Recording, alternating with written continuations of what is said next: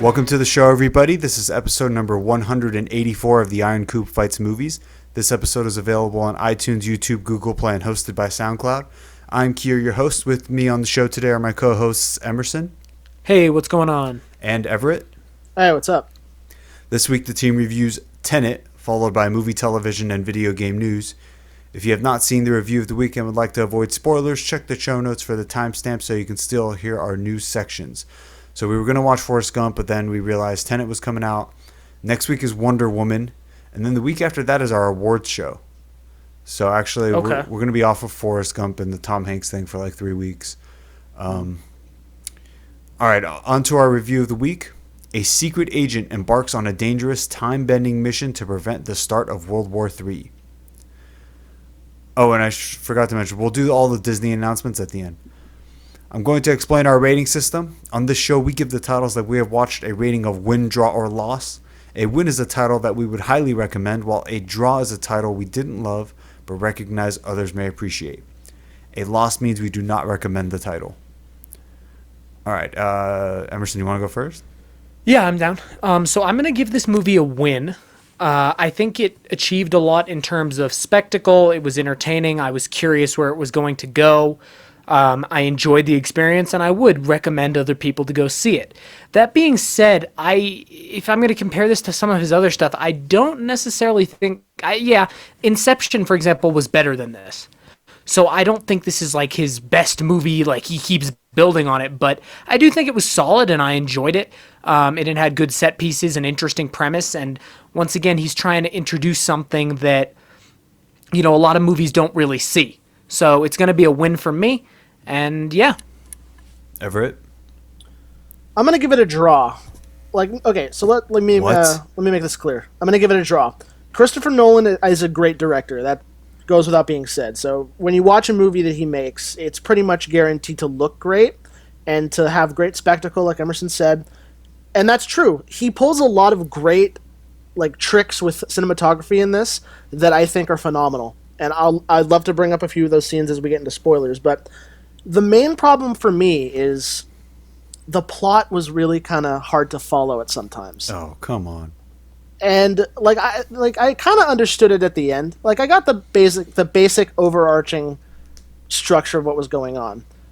But I don't know, the pacing was a little weird, and I found myself kind of confused at times on what was going on, and I had to go back and rewatch some parts, but at the end, I kind of got what was going on. But I did enjoy it, but not enough to say that I'd give it a win. All right, I give it a hard loss. I thought this movie was garbage. Really? Yeah, it's fucking boring as shit. You can't follow the plot. Fuck the spectacle. Guess what? Things moving forward in time are about as interesting as they are moving backwards. There's not a whole lot there. I see a car go forward. I see a car go backwards. It's not going to blow my mind after the first time I've seen it. Ships moving in the other direction. Am I supposed to care? Bullets entering the chamber? Whoa. Pretty sure bullets are supposed to go out of the chamber and hit things. That's the most important part. But yeah, let's put them back in the gun. Whoa. Real cool stuff there. Oh, and then all the dialogue that you can't hear because of the stupid music that won't shut the fuck up. And if you can't hear the dialogue, they're literally saying things that don't matter. At one point, Robert Pattinson asks him, oh, what do you think this is about? And his response was something that, I don't know. Even when they're talking about what's happening, they're, not talking about it. And you're, not supposed to know what's going on. This movie is as pretentious as it gets. I'm a huge Christopher Nolan fan. He's past his prime. Dark Knight Rises was a turd. Dunkirk is okay. It has good production quality, but it's not quite on the same level as the others. But it's it's not a bad movie, so people gave it a pass. But if you look at those three movies in order as a trend, he's not doing the same level of work that he was before.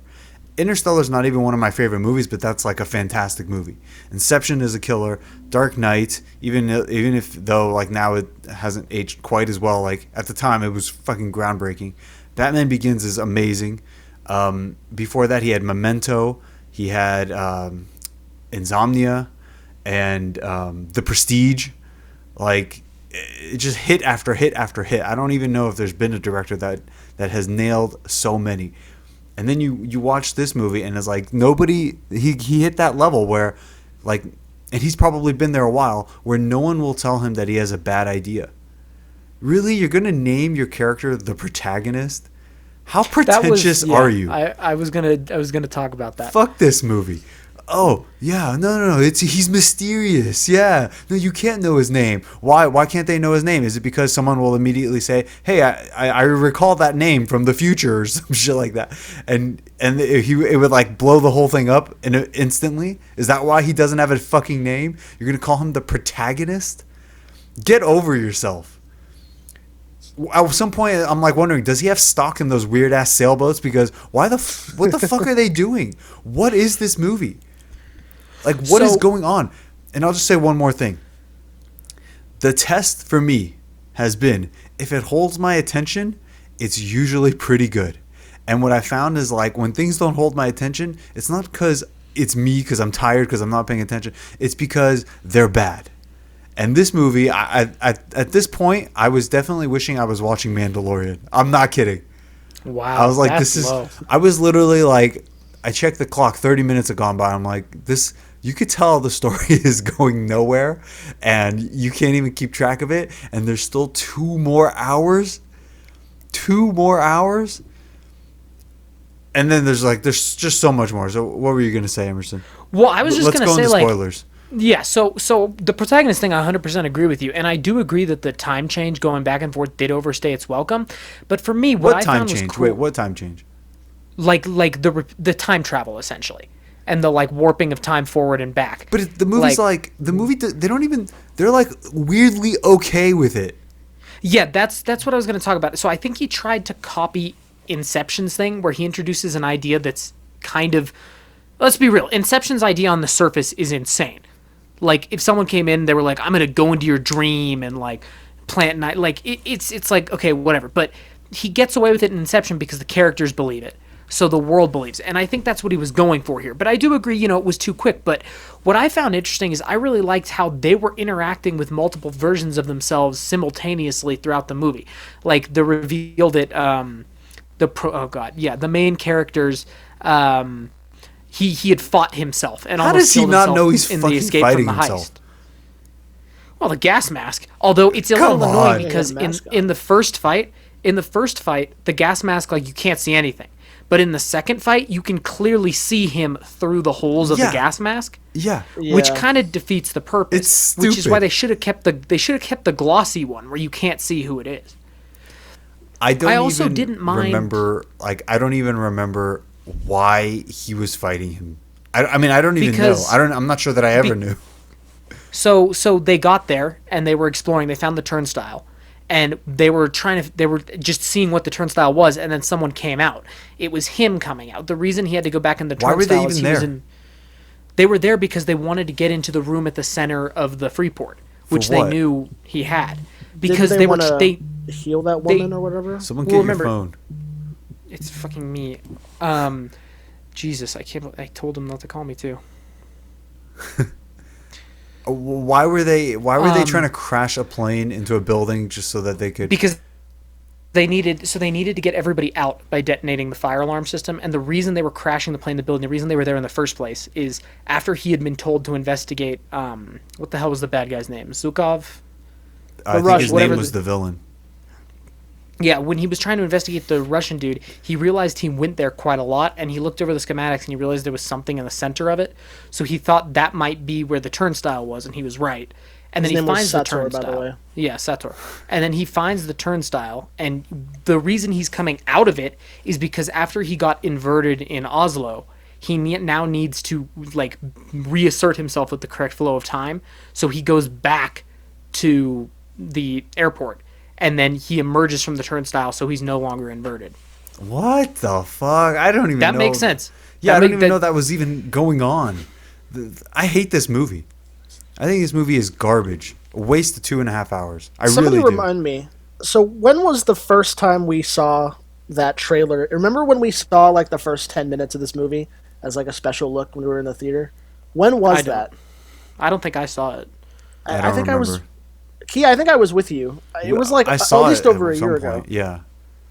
So we've been waiting for this movie a long time. Yeah. That was going to be one of my complaints. What you're saying, Kia. So there's a bunch of big battles, essentially, which is the stuff I like. But there's no combat in the battle. It's like people running. There's a lot of like in Dark Knight Rises where the cops are running at like some people on the steps. But like that's the thing. Like I was expecting that finale to be really cool. Like they're fighting, but like it was mostly them just running, and like occasionally they would shoot, but we don't get to see what they're shooting at. And like, I don't know. Like no, it's bad. It's bad. You don't have to I still explain it. It's bad. I still stand by. I enjoyed it. It went by really fast for me. I don't know if it's because it's been so long since I've seen a new movie, or if I was just like turning my brain off, enjoying the spectacle. I don't disagree with many of your points, but I think the characters are boring. I don't give a fuck what any of them are doing. The characterization is interesting. I thought the reveal at the end, because there were a couple. So the reveal was that what the hell is his name? What's the actor? Why am I forgetting? Well, there were a couple. There were like two reveals. Oh, the friend. Yeah. What's the actor's name? I'm forgetting him. He's I think new his Batman, name is the friend. Twilight. Robert Pattinson. Robert Pattinson. There you go. Thank you.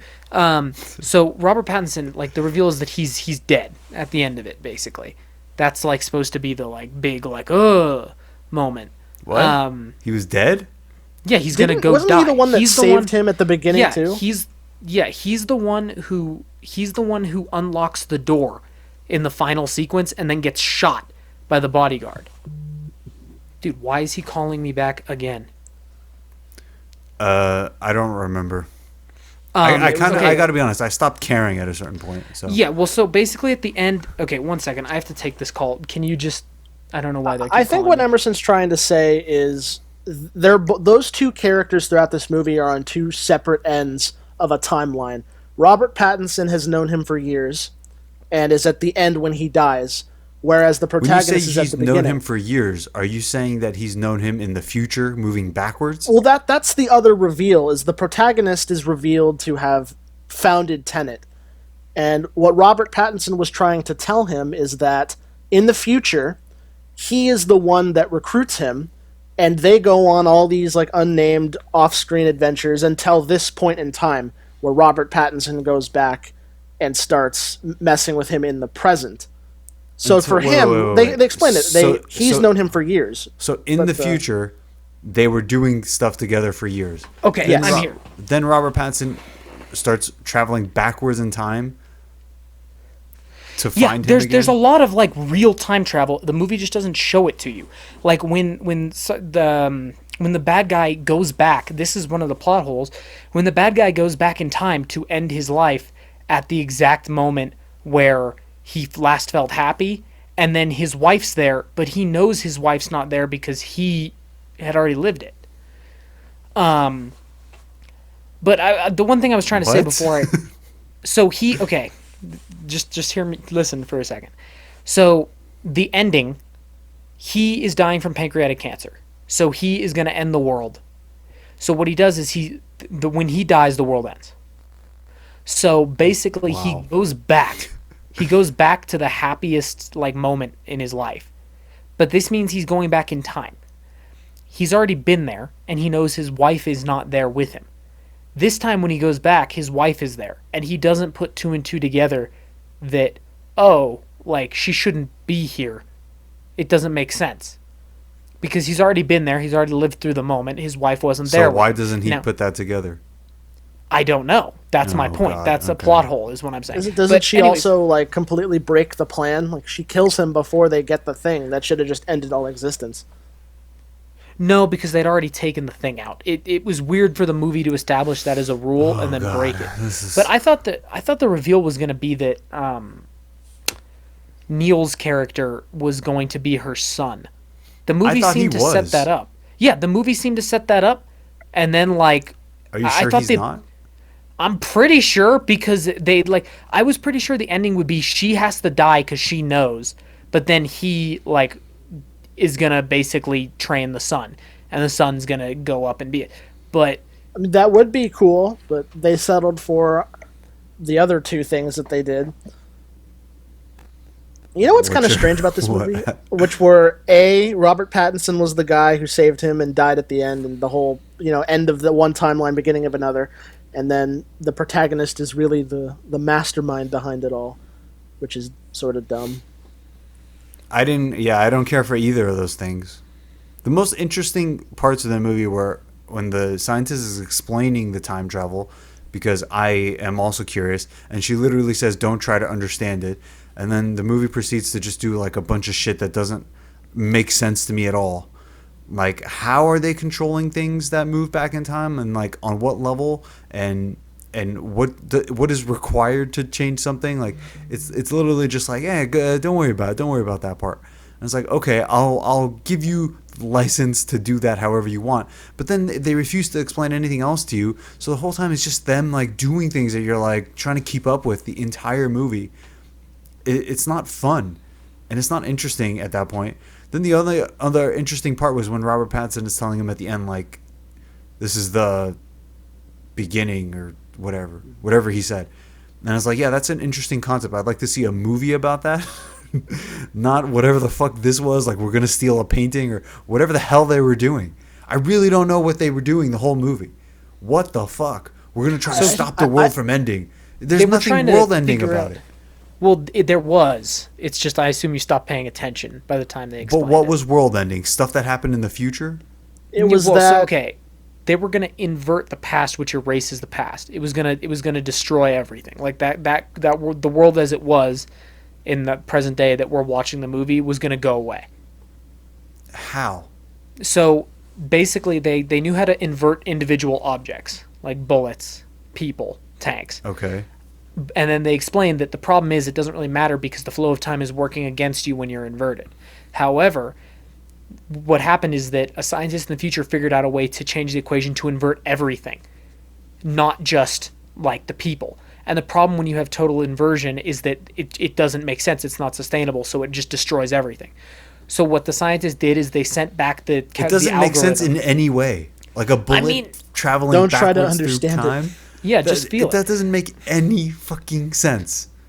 You know the what bullet, I would agree, but the threat to the world, that's like, okay, and they scattered it around in the 5 pieces, and he was trying to stop him from getting the last piece, which he fails. But you understand what you're essentially describing is the villain plot of a movie where they try to stop them, like characters in the future are trying to stop it from happening. What we're getting makes no sense. What do you mean? Like, if they're going to try to end the world, like, why the fuck, whatever. If you're going to try to end the world, the movie should be about people trying to stop that person from ending the world, not people who are, like, dealing with it on the other end. Because it's abstract. It's too abstract. Yeah. Okay, I see what you're saying. It's a shitty movie. I was thinking the entire time I was watching this, like when they started bringing up the whole time travel concept, I always think about your guys' comments when we watched Endgame about how time travel is just such a shitty plot narrative. It is. The fact that, like, it doesn't really help this movie. I would have liked it much better if time travel was out of the equation entirely. Well, that's if it was also just the entire movie. Yeah, I know, but remove going back in time and just keeping it to, like, one singular ability that this agency has mastered. Yeah, you're right. Because what happened is, you described it perfectly. The movie is not really about the time travel. It's about other stuff. But the time travel is there, not explained properly, and sort of at their convenience. And then the plot becomes so bloated from just other things besides that you're like, what the hell? You're right. It should have been like a person that can do time travel for some reason. Like, just write it as like a guy who can do it, and maybe there are a few others like him in the world, and they're fighting each other, and you build a plot around that. But what they did, this shit is like, this is like Christopher Nolan, like, on drugs all night long, and he's just writing shit down like, yeah, they were going to do this, and then they're going to be on sailboats, and then there's going to be a room where they can't breathe, and blah, blah, blah. And everyone's just like, no one's telling him, hey, are you sure this might be a little too much? Like, he's like, they're like, so what's the character's name? And he's like, there's no name. There's no name. Don't you understand? If he has a name, everything is over. It's like, okay, there's no name, sure. I don't understand. Like, how could you be this far gone? This is like someone who's like completely detached from reality, who will sit here and think that the average person can go into a movie and understand half of what's going on, even if they wanted to. And then if you do understand it, it's like, what did you really gain from it? Yeah. I don't know. I looked up the ending. I read what it was supposed to be. I don't like. Well, none of this was worth my time. I don't think he was her son, because it should have like said that at some point. I don't know. It seemed very strongly to be hinting to that. All the things they should have said, they didn't say the whole movie. And honestly, who cares? Like, I don't give a fuck about Elizabeth Debicki in this film. I really don't. I don't give a shit. And she has a kid. Fuck him. I don't care either. And Denzel Washington, or whatever his fucking son. Ooh. It's his son, right? Yes, it is his son. Well, it's John David Washington. No, protagonist Washington. He, like, he was a good actor in BlacKkKlansman. I think he was kind of bland in this. Probably because of the script. The whole thing is just exposition. Like a wall of exposition. And then they're speaking like Shakespeare. Like they never actually say what they're fucking trying to say. It's always like some fucking riddle. Yeah, they dance around it. Oh, like I hate it. You to infer what it really means. And it's like, you're just talking about something that's super complicated. I don't want to watch this movie 900 times. Like, he learned the wrong lessons from Inception. And, you know, I looked it up. Isn't this movie is apparently related, not like directly connected, but related to Inception in some way? Who gives a fuck? Yeah, nothing here. Nothing here. I mean, I would literally take nothing from this movie and say salvage that. Why? Robert Pattinson? Who cares?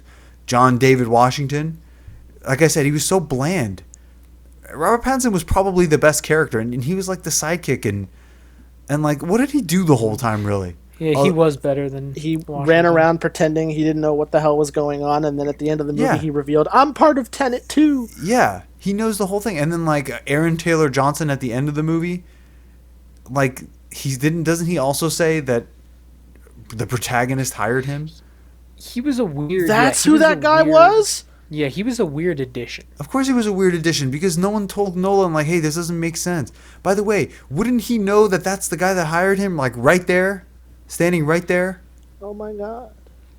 Okay, wait. I actually had a question for you guys. That's something I didn't really understand. So at the end of the movie... I'll be happy to explain it. When they're trying to track down the algorithm in that weird military operation... He says... Like, they're talking about an algorithm? Like, what are they talking about now in the third act? That thing that they have to go get to stop the world from ending. The MacGuffin of the movie. What did he mean by whoever knows the contents can't leave the field? I thought everybody knew what the hell they were going after. No, the point is if you see it, you die. That was the point. If you actually... That's why the team that was supposed to go in was only 2 people. God. But they never explained that, though. So what happens? One person sees it and dies? They say if you lays on it, you die. That's what they said. But then they didn't kill each other at the end of the movie. I thought John David Washington was going to kill Aaron Tyler Johnson, because Aaron Tyler Johnson was going to try to kill him to stay with the contract. Because if you see it, then you know where the algorithm, the algorithm, and you can theoretically give the algorithm to the people. It was like a science cube or whatever. Like, that doesn't make sense. It was bad. That's the logic of the movie. Also, you know what I didn't like? Even if it works, like, in Christopher Nolan's mind, it's just a bad, like, the action, everything has been taken out of the action. It is, like, so soft and family-friendly and just, like, clean and squeaky. They, like, hit each other once and the guy, like, just easily gets knocked down. It reminds me of, like, you saw that stuff in The Dark Knight. I don't think he knows how to direct, like, actual fighting. Like, when they did the bungee thing and they were choking out those guards, that was some of, like, the worst acting I've ever seen. And, like, he just walks up to him, chokes him, and he slumps over. Like, what? The guy would wake up in, like, 20 seconds. Yeah. Probably faster. Like, that's not how better that works. They were killing all of them. It's funny you mention up-close stuff like that, because there's one thing I have in my notes that I haven't mentioned yet. I wrote it in all caps, which is, remember that scene where he chloroforms the guy, and he's, like, sneaking up on the Russian dude? Okay, whatever. I do, yeah. Yeah, he literally wipes his nose with it, and the guy passes out. He doesn't even stick it over his mouth. It's Covers so his nose fast. for 2 seconds. Yeah, he doesn't want to spend any time on that because he has to get all the exposition out as hard as he can. There's just no way. There's no time. There's so much exposition. And then it's also like, you know, when he was doing that, I'm like, who are these people again? Like, I thought it was just one of the worst movies, one of the worst viewing experiences I've had in a long time. Also, you know what I'm getting really sick of nowadays? Because I feel like it's happening more and more often. I don't like it when the main character is, like, really quippy. Like, when we're talking about Spider-Man, I'll accept it because that's his character. But did you notice how, like, he was, like, really sarcastic and jokey throughout this movie, like, the protagonist? Well, he was trying to be put off as, like, suave. Yeah, but it didn't come off that way at all. He's making jokes like, "Oh, I ordered my hot sauce an hour ago," and stuff like that. Like, I'll be honest, I couldn't hear half of what they said. See, that was interesting. I don't know, Everett, did you have the audio issues? I don't know, because I got the version that's really supposedly, like, audio rebalanced or whatever. Where did you watch yours, Kia? On Amazon, but I watched it on a TV. So it's like, you know, the music was, like, way louder. And it's like, okay, I guess I'll fucking watch it on my cell phone with my headphones on so I don't miss anything. Yeah. Get that real, like, home cinematic experience. I have a fucking 65-inch TV, but if I watch Tenet on it, I can't hear the dialogue. So then do you think the reason he was fighting for this not to be put online was because he knew it would be bad? That wouldn't really track with the way he is. No, he thinks it's like God's gift to movies. And he thinks that people were going to go to the theaters like multiple times to try to figure out what it was. And it's just like, you shot way too far, dude. Like, it's too much. It's too much. Inception was the perfect amount of like, hold the fuck on, I need to see that again. Because I want to make sure I understand what I saw. Like, I need to see it. That ending like really makes you be like, wait, what? Do I know what just happened? Like, it's a masterpiece. This is like... If I were gonna watch this again, I wouldn't even know what to look for, because I don't even necessarily understand what happened. Even though I read it, I'm like, am I like? So what are the clues? Like, which direction he's moving in certain scenes? Like, it looks stupid. It all looks stupid anyway. Yeah, that takes a while to adjust to. But it looks stupid anyway. Like, when they're fighting, they look dumb. And they look like they're dancing. There's no like speed to it. There's no power to it. It's not interesting. I would never watch it again. Like, it's just flat out like it's just not a good movie. And I think Christopher Nolan might have struggled a bit. I think under normal circumstances, it has a big opening weekend, and then I think you would see it drop off as people are like, you know, everyone I talked to that saw it was like, yeah, it was good. And it's like, now that I know what the movie is, I guarantee you none of those people knew what the fuck happened. And they're probably like, okay, it had some like, it seems like it's a really cool movie, like it's got a lot of substance to it, but what it really has is just like convolution. It's not like quality. It's just like, here's all these ridiculous notions packed in, like the thing at the end, like in the third act of your movie, you're gonna introduce a thing where it's like, if anyone sees it, they die. And then are you supposed to be thinking about that now as they go into the third act, and red and blue teams out of nowhere, and like introducing characters in the third act that are like seemingly having meaningful interactions with your main characters? Like, it just doesn't work. It's bad. I hate it. I fucking bought it. I wish I didn't buy it. How much was it? I think I paid $20. I don't know. Yeah, mine was $15. On Amazon? No, I didn't get. I had a code that like gave me a discount. Did you buy it on physically? Xbox? No, I bought it digitally on Xbox. Oh, yeah, I bought it on Amazon because I'm like, that's where I'll. I'm done buying physical things, because what's the like, now that all my Marvel movies, like my giant Marvel disc collection, is on Disney Plus. Well, the other thing is, it's just so much easier to just get it digitally, or you can rent if you want. You can buy it if you really like it. If it's a movie I watch like every 3 or 4 years, I'll pay the $4 to rent it instead of like storing it. Yeah. But yeah, I mean, I don't know. Like, I thought this was going to be a super, super long episode because we were going to discuss this and the Disney stuff. And like, I have nothing to say. I just hated it. Yeah. It's just bad. I Kind mean, of weird. I thought you were gonna like it. I'm not pretentious like that, Everett. I suspected know, he would but- dislike it. It's way up its own ass. You gotta admit that. Oh No, I agree with you, but 100%. as I said, I enjoyed the spectacle of it. I don't think it's his best movie. I don't even think it's Okay, in his what's best the movie. spectacle? What is the spectacle? Because I cars liked moving seeing- backwards, it's cool, Well, but it like no. I liked seeing I loved the opening with in the opera. I thought that was cool. Like, you've got the terrorist attack, you've got the counter-terror, then there's the American team pretending to be the counter-terror. That's before all Then- the time travel stuff pops up. Yeah, no, I like that. Okay, And but then- I'll just say it's worse than the Dark Knight opening sequence.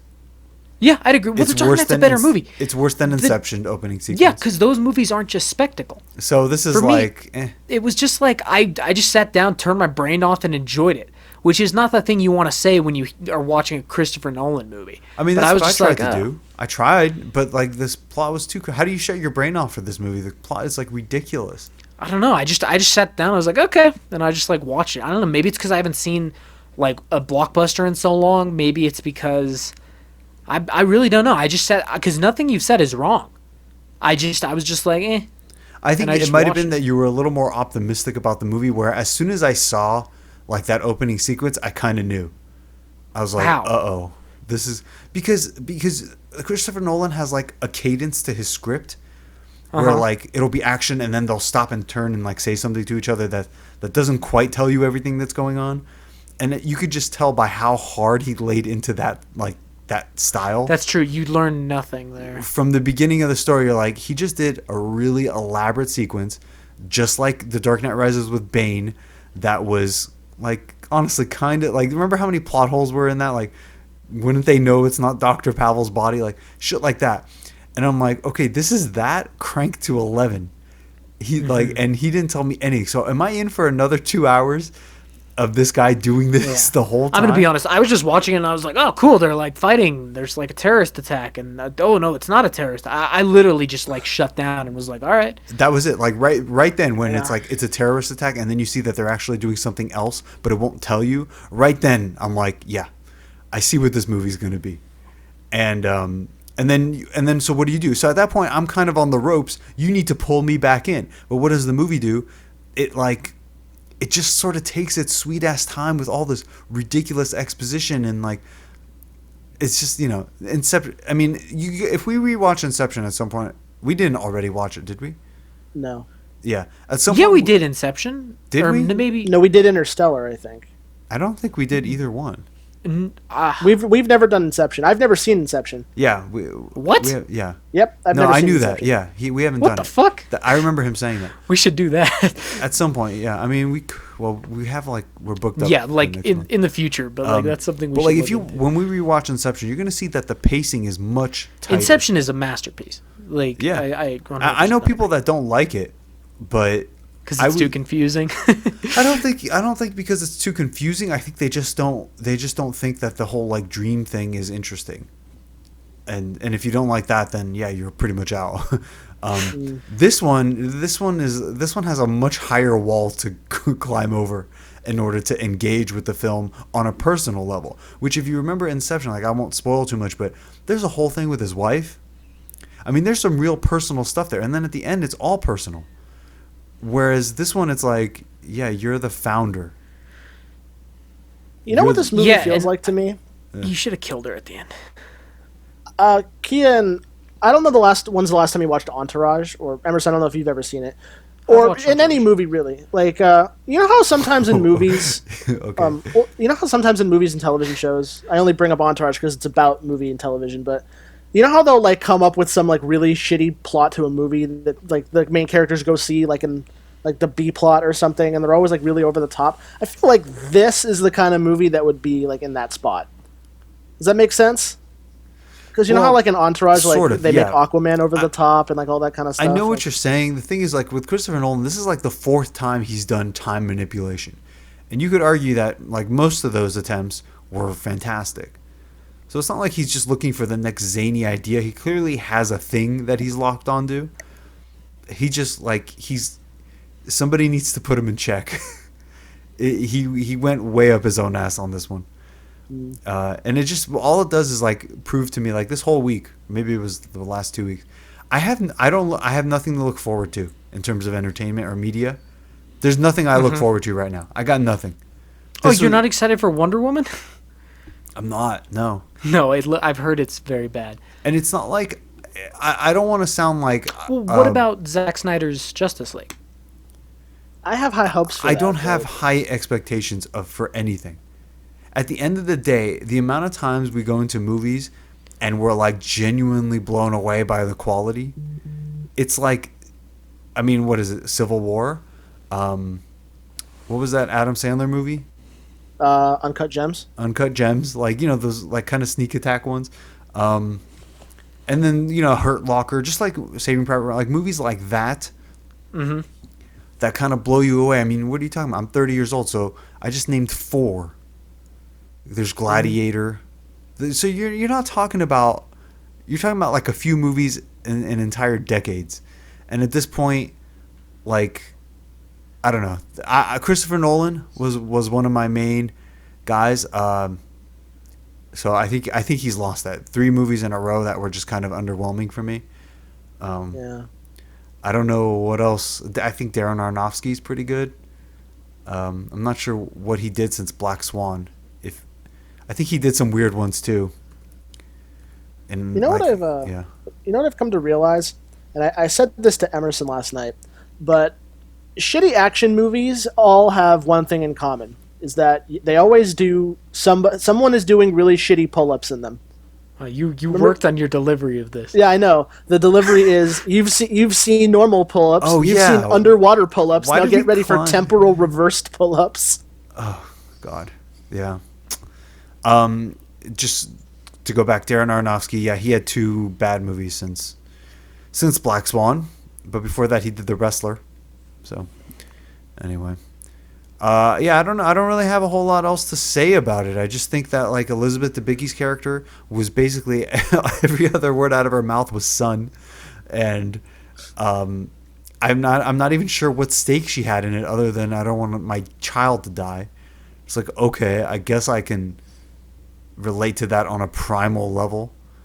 I don't know what the fuck you're doing like trapped in this car right now, but whatever. Can you imagine being a kid, like a child actor, and you land a role in a Christopher Nolan movie? You probably don't even know who he is, but people are telling you like he's a really big deal director. This is like going to start your career, and then you're literally on screen for less than 2 minutes. Whatever. Like, I mean, he was like not on screen at all, and yet he was like the main focus point for her. yeah. Well, what about people have been talking about a sequel to this? No. Not at all. Yeah. We No don't chance. need it. does he really do sequels? He did The Dark Knight. He doesn't do it. Yeah, but that was like a studio driven. I mean, in his Yeah. like quote unquote movies, he doesn't really do them. He shouldn't. He shouldn't do this one. I know that much. This one does not need a sequel. This is like. Well, this can you is think of some of enough. his other movies that do need a sequel? I mean, I don't know that they need them, no. But you could do, like, you can do an Inception with like new people. Yeah, it's not a bad idea. But you can't ever top that ending.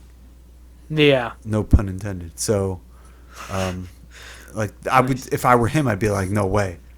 But you could do it. No to Interstellar, no to Dunkirk, Dunkirk 2. This time it's like the French attacking. Yeah. Yeah, I don't know. Yeah, I don't. Yeah, I think got so. nothing Yeah. else to say. Yeah, I think we've said our piece. All right, is there a fight of the week? I didn't have one for this. As I said, it was just It's fine. We have action plenty movie. to talk about. I wonder, Kia, how would you defeat yourself in a fist fight? You know, someone posted that question on like Ask Reddit, and they're like, if you ran into this was making me think of Gemini Man. Mm-hmm. Remember that Will Smith movie? Yes, Where- yeah, it's like yes. 2 of 'em. It was the one that it was doing something supposedly revolutionary, right? Well, it was because they de-aged Will Smith, but the idea was that he was fighting a younger version of himself. Yeah. And I'm like, well, what if this movie had him fighting an older version of himself? That's way more interesting than nothing, because I still don't understand what this movie was. But like, if it's him, if there's like an evil organization, but it's him, and he knows, and he's like trying to kill him, and he knows everywhere he's gonna be, because of the time. And like that's part of the like you can figure that out. Like how does this guy always know where I'm gonna be? And he starts to realize that it's him. And then you could have an actual fight. Like him fighting himself is a very interesting concept. The execution in this movie is awful because you're like Emerson said, he clearly had his face visible the second time, but the first time, no. There was no way to tell who it was. Yeah, so I was like, okay, the movie's now cheating. And so, yeah, whatever. Anyway, so the question on Reddit was, if you had to fight yourself right now with the exact knowledge that you know, how would you beat yourself? And it's like, that's a really hard question for me because I don't know. If I, like, with all the knowledge I knew right now, because anything I do, like, the other one would also know and do. And the worst part about it is, you know that dude's not going to give up. And that is the worst part because it's going to be hell. Like, whichever way it goes, even if you win, it's like, it's going to be fucking brutal.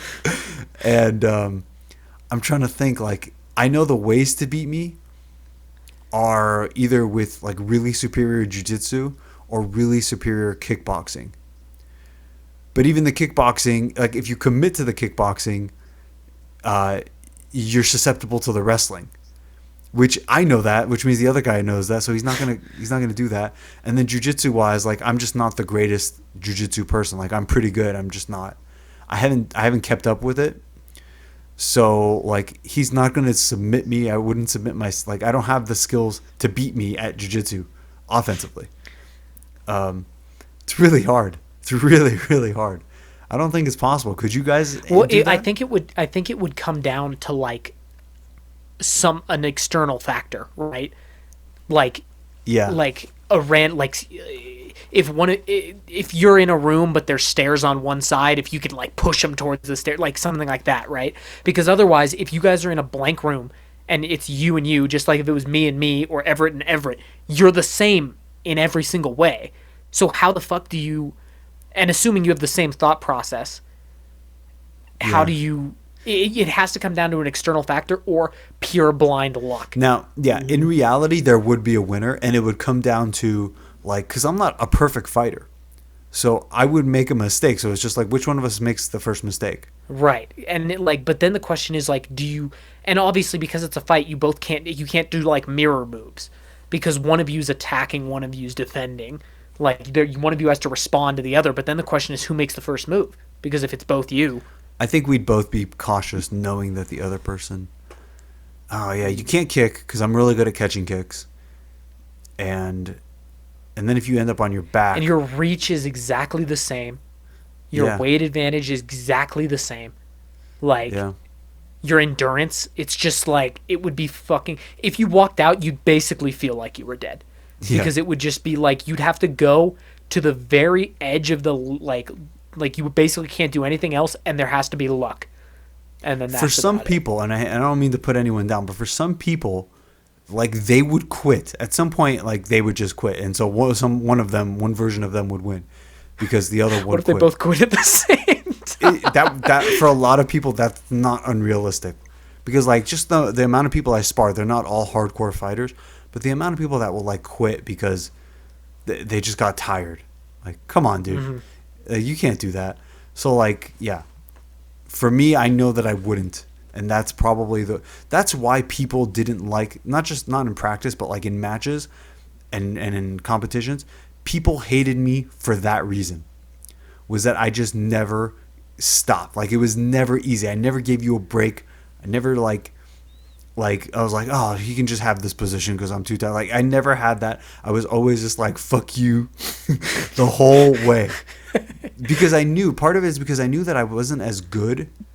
Like, I got better, but when I started out, I wasn't, like, the greatest. So I'm like, okay, what's everyone say is, like, the number one thing a fighter needs that you can't train? That's, like, your fighting spirit, your heart, right? Yep. So I'm like, I'm going to have that. If I have that, at least people will, like, continue to give me their time and to train me. Well, the other thing is that surprisingly, even if you don't have, like, the best skills, if you have that spirit, you will win a good portion of the time. Because there's a lot of people. How many times have we seen someone just like, it's over? Even though they should win. Yeah. but they don't because it Yeah. just doesn't. They can't keep going. A lot of people, when one thing goes wrong, they basically like think they can't win. Mm-hmm. Whereas I go into matches and I think, I'm like, I could easily lose, so I'm gonna make this as hard as possible. So then whatever goes wrong, I don't really like get fazed by it. I just keep on trucking, and and like, you know, people lose confidence. Like, it's so silly. Like, people actually lose confidence. I've had people like hit me in the stomach and see that I didn't like flinch or something, and be like, oh my God, like verbally say that out loud. Like, Well, I'm reminded of that story you said where someone was like tried to choke you out friendly. You said like, okay, choke me out, and you recounted the story saying that they were close to choking you out if they'd continued, but like it went for a while and you didn't choke out, and they gave up, gave up because it didn't seem like it was working, even though if they had just kept going. Yeah, if they had just committed to it, but they were waiting to see if I would start choking, and because I didn't, they started second guessing themselves, and then they let go because their arms got tired, and they're like, yeah, I can't do this, it's not happening. I'm like, no, it was happening, you just didn't believe it. But yeah, anyway, yeah, that would be very, like, I would pay money. I would like to see me fight myself. It would be interesting. Or just anyone fight themselves, like purely equal terms. I like Gemini Man was cool for that. But yeah, obviously I that was like I didn't see it. It wasn't a great film because it turned into like sort of Jason Bourne level, like, I'm gonna get whoever created me and like who made me and who am I and that sort of shit. But this movie, like John David Washington would know who he is, and the older version would also know who he is, and like it would be clear that like that person was trying to kill you. And so I think you could make a pretty cool movie where, like, I don't know if it should be just one person or maybe multiple people, but like, you know, people manipulating time, like they touch objects and it sends them back in time and you're like controlling it. But the idea that like a bullet is traveling backwards in time, even though it's just like sitting on the table, I don't know. Yeah, that was kind of weird. All right, let's move on to the roundup. Ready? Let's talk Mandalorian. Did you watch it? Anybody? Yep, I didn't. watched it. I thought this was probably the best episode they've ever had. Yeah, So I liked so it. obviously with Mandalorian, there's been a lot of like commentary on it. So when you say best, if it was like standalone, if you didn't relate it to the entire series, would it be good, bad, okay? Good. Yeah. Okay, what happened? One simple reason. They had character arcs. No, really. They had character arcs. And number one is that you could never do this for like 2 seasons because the Mandalorian just doesn't have that much to him. So his whole thing is like, I'm a bounty hunter, right? Mm-hmm. And we're going to discuss this in spoilers. I'm a bounty hunter, and I can't take off my helmet. And even so Bill Burr's in this episode, which I didn't like. He's my favorite comedian, but I didn't care necessarily to watch him because the last episode he was in was like pretty stupid anyway. But he's in this one, and they like pull him out of prison and say, we need your help because you know the codes or some shit. So then we've got generic like action sequences. They're on the way to the prison, but they can't just go to the prison because then it wouldn't be a long enough episode. Right. So then they get attacked by some raiders, and they're on the roof of the car, and 2 of them are holding down Mandalorian while they're about to explode the thing, and Mandalorian can't get out. And then once they arm the bomb, Mandalorian suddenly can get out and then just saves the day like immediately. Like, it's so funny how they always are just like, oh no, he's losing, and then he just wins instantly. Like, he always just like has the ultimate like move. Everett, do you remember? He literally just, they're holding him down and he can't get up, and then whenever it's like time for the plot, he just throws them off. Yeah, the comeback kid's super strength. Yeah, and then just immediately like neutralizes the threat. Mm-hmm. So they do that shit. So I was like, this is another one of those episodes. So I'm not saying it was a perfect episode. They get to the prison where, what are they? They're looking for coordinates. Like, obviously it's another breadcrumb bullshit thing. Yeah. Baby Yoda's not there. They're going there to find the clue to get there. Okay. They have some plan. where like Boba Fett is I don't know, he's like flying a car and Well, okay, so the thing was they have to find Moff Gideon's cruiser, but they can't do it without accessing an Imperial computer, which is inside the base that they're getting into. You got Cara Dune and what's her name? yeah, I don't know, whatever. one. Mulan is up there with Yeah. her sniping. Boba Fett's going to come down on Slave One and pick them up, but they have to like do all this stuff to disable cannons and stuff. They get into the base, And just so we're clear, like at this point, once they're in the base, that Mulan and Cara Dune, they basically have like nothing to contribute for a long time. Okay. So they're acting like it's like a giant team effort. It's not really, but whatever.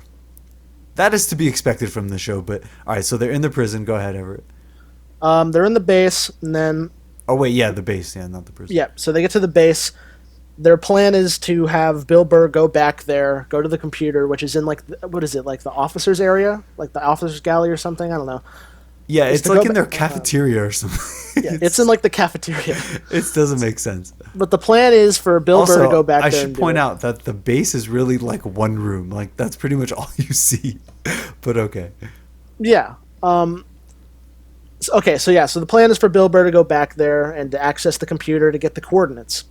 But can't do it because he gets to the door and he sees an Imperial officer that he thinks would recognize him. And I recognize that guy. Where have I seen him before? Yeah, he looks really familiar. I think he was in Kingsman for like one scene. I don't know.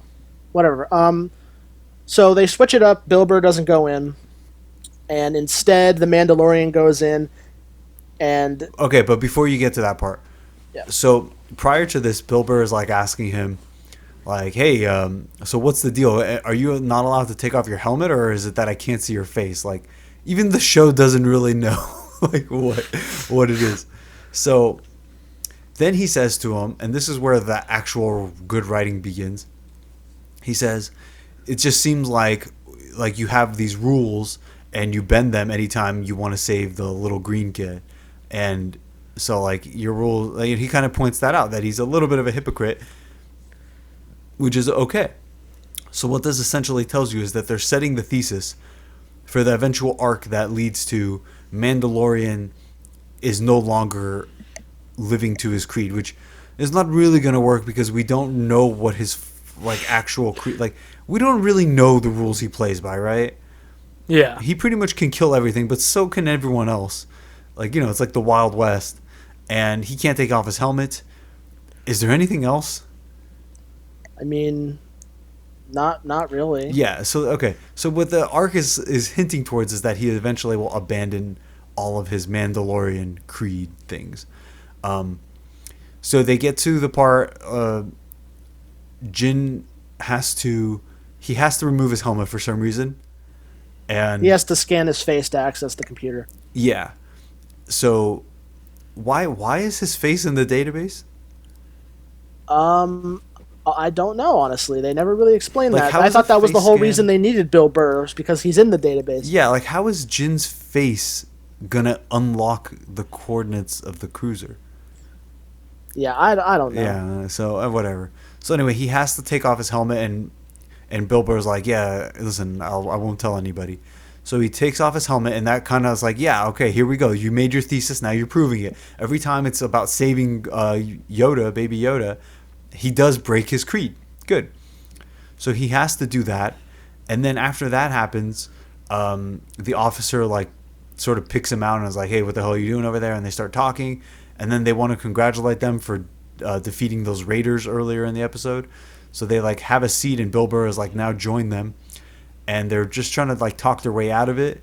But Bill Burr is just like, "You know what? I'm gonna kill this guy because he got a lot of my friends killed when I was in the army." You know, speaking of that specific reference, the whole thing he's mentioning is he mentioned something called Operation Cinder. Mm-hmm. That, just to explain how like deep they're delving into like the well of Star Wars lore, that's from Battlefront 2, the campaign of Battlefront 2. Oh wow! So he was like one of the soldiers there. Is that what that is? Yeah, it's like the whole thing, like Palpatine tried to destroy all the core worlds after he died. Are you He talking didn't about even the die, so original it doesn't matter. Battlefront or No, like the new one? recent re-released Battlefront 2 from EA. Interesting. Anyway, so Bill Burr kills the guy as revenge, and then they like have to shoot their way out, and yeah, that's basically the episode. I don't really remember what Boba Fett did to contribute, but so He had my all-time favorite Mandalorian scene probably ever, which was he dropped the bomb thing. He dropped the bomb from the prequels. Yeah, it seemed a little overkill. You think he'd be able to handle 2 TIE fighters on his own without dropping like a mega bomb? I forget, what is it?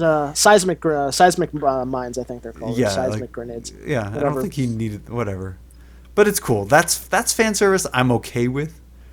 Yeah, because it didn't really change the outcome. He was always going to kill those 2 TIE fighters, but so I'm not saying it's Oscar worthy, but hey, Jin like actually made progress as a character, and you threw in a little generic shit with Bill Burr, and yeah, there's your episode. Is that so much to ask?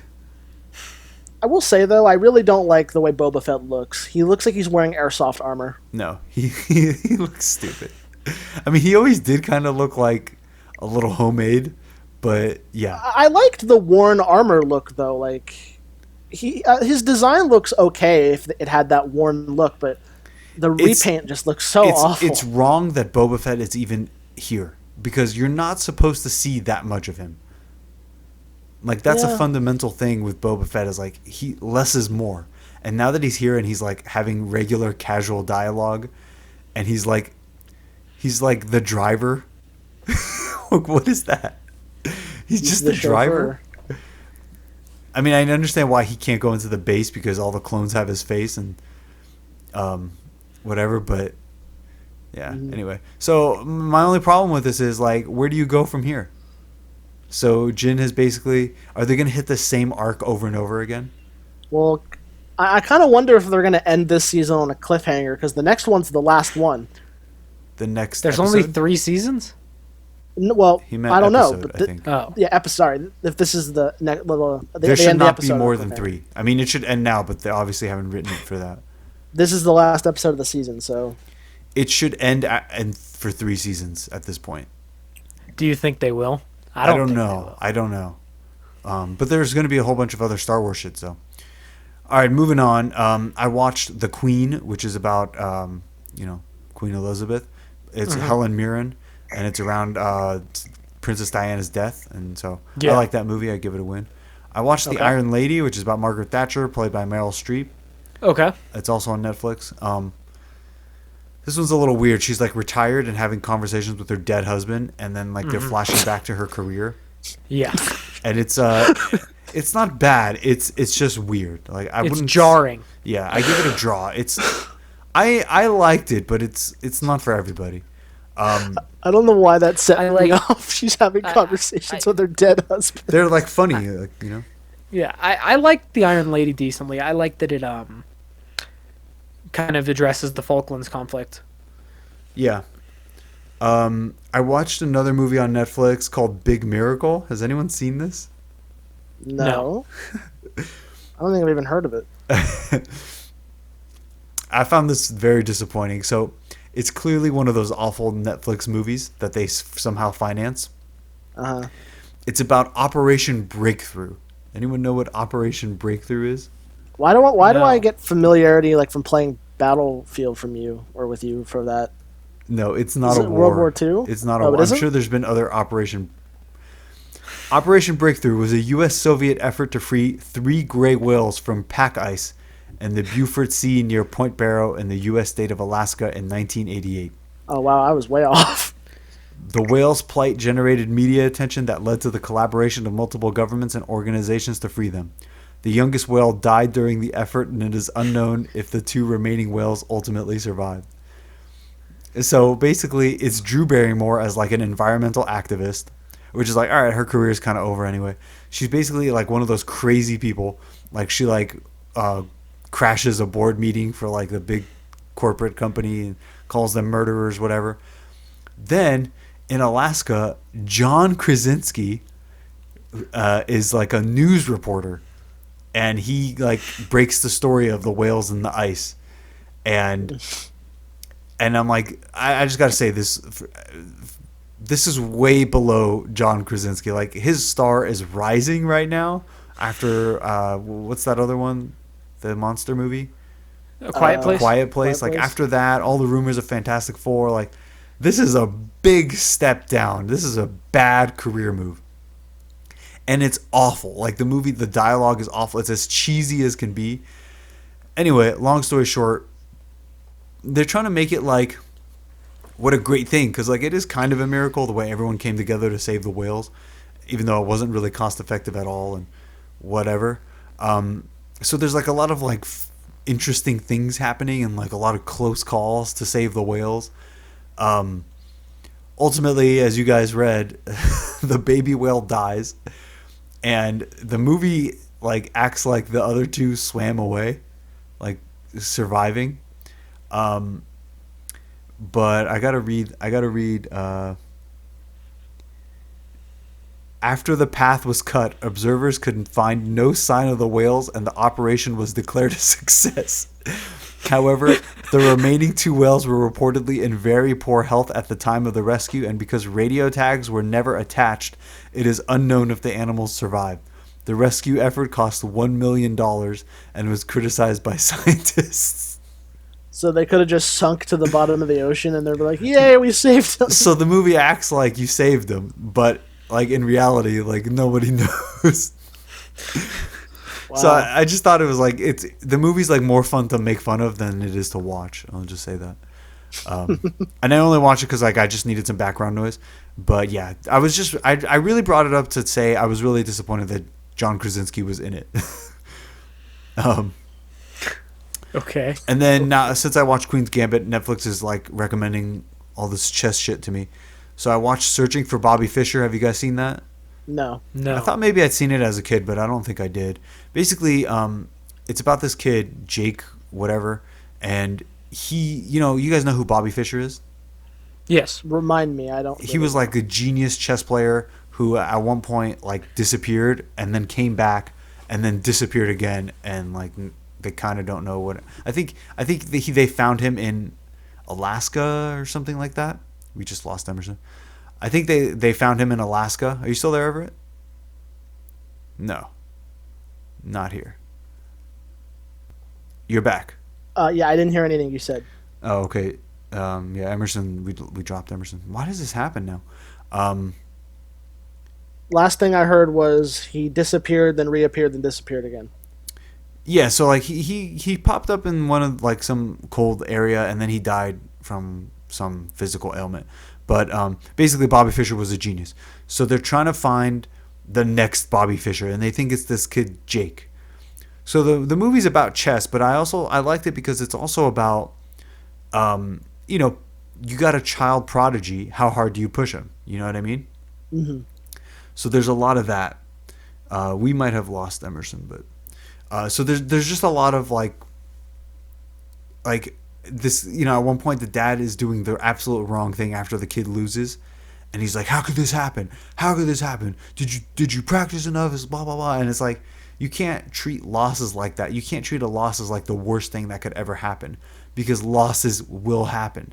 So I found it very interesting from that regard. So it has a lot of child actors, and I think that's always a little annoying. Mm-hmm. So, all right, moving on to Cyberpunk. Oh boy, yeah, Cyberpunk. Gaming. Wow, it's a shame, Emerson. Should we wait for him? I know he has some stuff to say about it, so maybe we should. I think we all have a lot to say about Cyberpunk.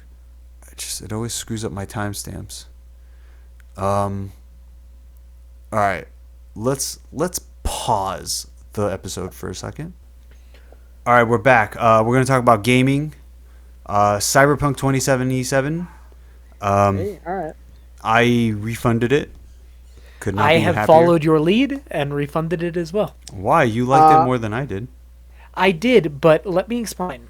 So there were 2 things I was looking forward to in this game. Those 2 things were a living, breathing world and the amount of choice and options. Those were the two things I was looking forward to. And in the weeks before the game was released, the subreddit was abuzz with, there's 80 hours of gameplay without even going into the main story. There's all this stuff to do. The world is alive. I was like, okay, sick. When I got in, I discovered that there is the main story, and there are no like side factions, side stories. There are side missions, but they're irrelevant. They're like one-offs, really. And you just kind of follow the main story and you do it. Mm-hmm. I also discovered the main story was not that long. And then the world is not full of life. It pretends to be full of life, with cops faking spawning, the inability of the AI to drive. If you drive at a car at full speed and jump out the window, you just stand in place. And it's just a facade. And so the more I played, the less interested I was. And I really tried to give it a chance, but I was into it because it's the same thing I always talk about with Fallout New Vegas. I wanted a living world, and I wanted freedom to choose and make my own story, do my own stuff. Yeah, Neither of that was the world's not there. living. Yeah, it's not living at all. It pretends like it's alive. Yeah, but it's not. I made a mistake because like I said before, I don't have anything to look forward to. This was the last game on my list other than Spider-Man 2. So like I trusted these people because I thought like Witcher was a great game and that they would put out a quality product. Once again, like corporate chills have like ruined everything. The game was not ready to be released in this state. It probably shouldn't have even been released. Like I don't even know if the concept is doable, but I didn't look at the style of it. You know, the whole punk thing. I guess I should have thought more about that, but because I'm not crazy about that. It's just a boring game. Every aspect of the gameplay is like mediocre compared to other games that have done it better. And like the driving is terrible. The shooting is like it could be any copy and pasted like mechanics. Well, it feels very much like we were talking about Fallout New Vegas the other night, Kid. You said Fallout New Vegas was more revolutionary at the time than this game. Yeah. And I was thinking about it, and you're right, because everything this game does, Fallout New Vegas has, but in the story and immersion like part, it's way better. And obviously, graphically, this looks like marginally better, but not that much better. It's not, and the shooting is like kind of equivalent to this 2004 game. Yeah. And then there was this bullshit like philosophy of people trying to tell you that it's because of the console. Like if you have an Xbox Series X. Which is bullshit. Yeah. Because first of all, the CEO is on record saying it runs surprisingly well on last-gen consoles, which was a lie. Base PS4s and Xbox Ones cannot do it. Right. That's the first thing. And then the second thing is that I'm going to be real. I have the Xbox Series X. Everett has it, and we'll get to his opinion because I know he likes the game. But all the stuff I'm complaining about, it's still not there. Oh, it renders more characters to not do anything. Did you know the AI doesn't run when you shoot them in a car? They just get out of the car and go away. They don't drive off in a panic. There's a video of a guy throwing a grenade on a crowded bridge, and everyone gets out of the car at the exact same moment and just walks away. Yeah. I mean, so I got to a point where I could actually free roam. Like I ignored all the missions. There's so many interface issues. There's so much sensory overload issues and just overall disorganization. But I'm like, at least I'm going to see is this a game that I'll actually want to do I want to live in this world? Do I want to spend hours in this world? And if you remember the night before, I had wanted to I was basically done with the game anyway. But the next day, I tried it out. I had my free roam moment. I went up to two police officers. They were standing over a body. I just stood next to them, and then they started shooting at me. So I died, and then I went back and I was like, let me interact with civilians. You can't really do anything with civilians. No, you can click talk. They say one line and keep walking. Yeah, they say one stupid thing, and then So I pointed the gun at the guy, and he's like, oh, and he just stood there. And then I shot him, and he ran away. And I'm like, I'm pretty sure this was how it was in GTA 3. So, what am I paying for right now? Because I could play GTA 3 and have basically the same experience. So I just looked up how to get a refund, and Xbox gave it to me very quickly. The word is that Sony is not giving it as quickly. But But I was very pleased. I was very pleased that they granted my refund. And you know what? Supposedly Xbox is really good with refunds. Well, I've they're refunded they're a lot. very much yeah. And I haven't missed the game at all. That kind of tells you. If it was a good game, I wouldn't feel that way. I would want to play it. So it's not a good game. Anything else to say about it? Everett, you want to say something? Everett is the champion of it. I have a decent amount to say. So let me first start by saying I have probably the exact opposite opinion as you two. I really, really enjoyed this game. Let me also say that everything you guys and the driving is good. Let me get to that. Let me also say that everything you guys just complained about is completely valid. Like the AI in some parts are you're right. Like the civilians are shitty. You can see children walking around and they look like little midget people, like little tiny versions of adults. I can see that in Blade and Sorcery when I use mods. The gunplay is pretty awful, but I got around that by I just never ADS ever, or I used blades the entire time. So I didn't really have that much of an issue with that, except in a couple situations. The driving, you're right, at first is pretty abysmal. But I found as the more and more I played, I got more and more used to it. I figured out how the drift keys work, and it seemed to work pretty well towards the end. And I don't really have a problem with it now.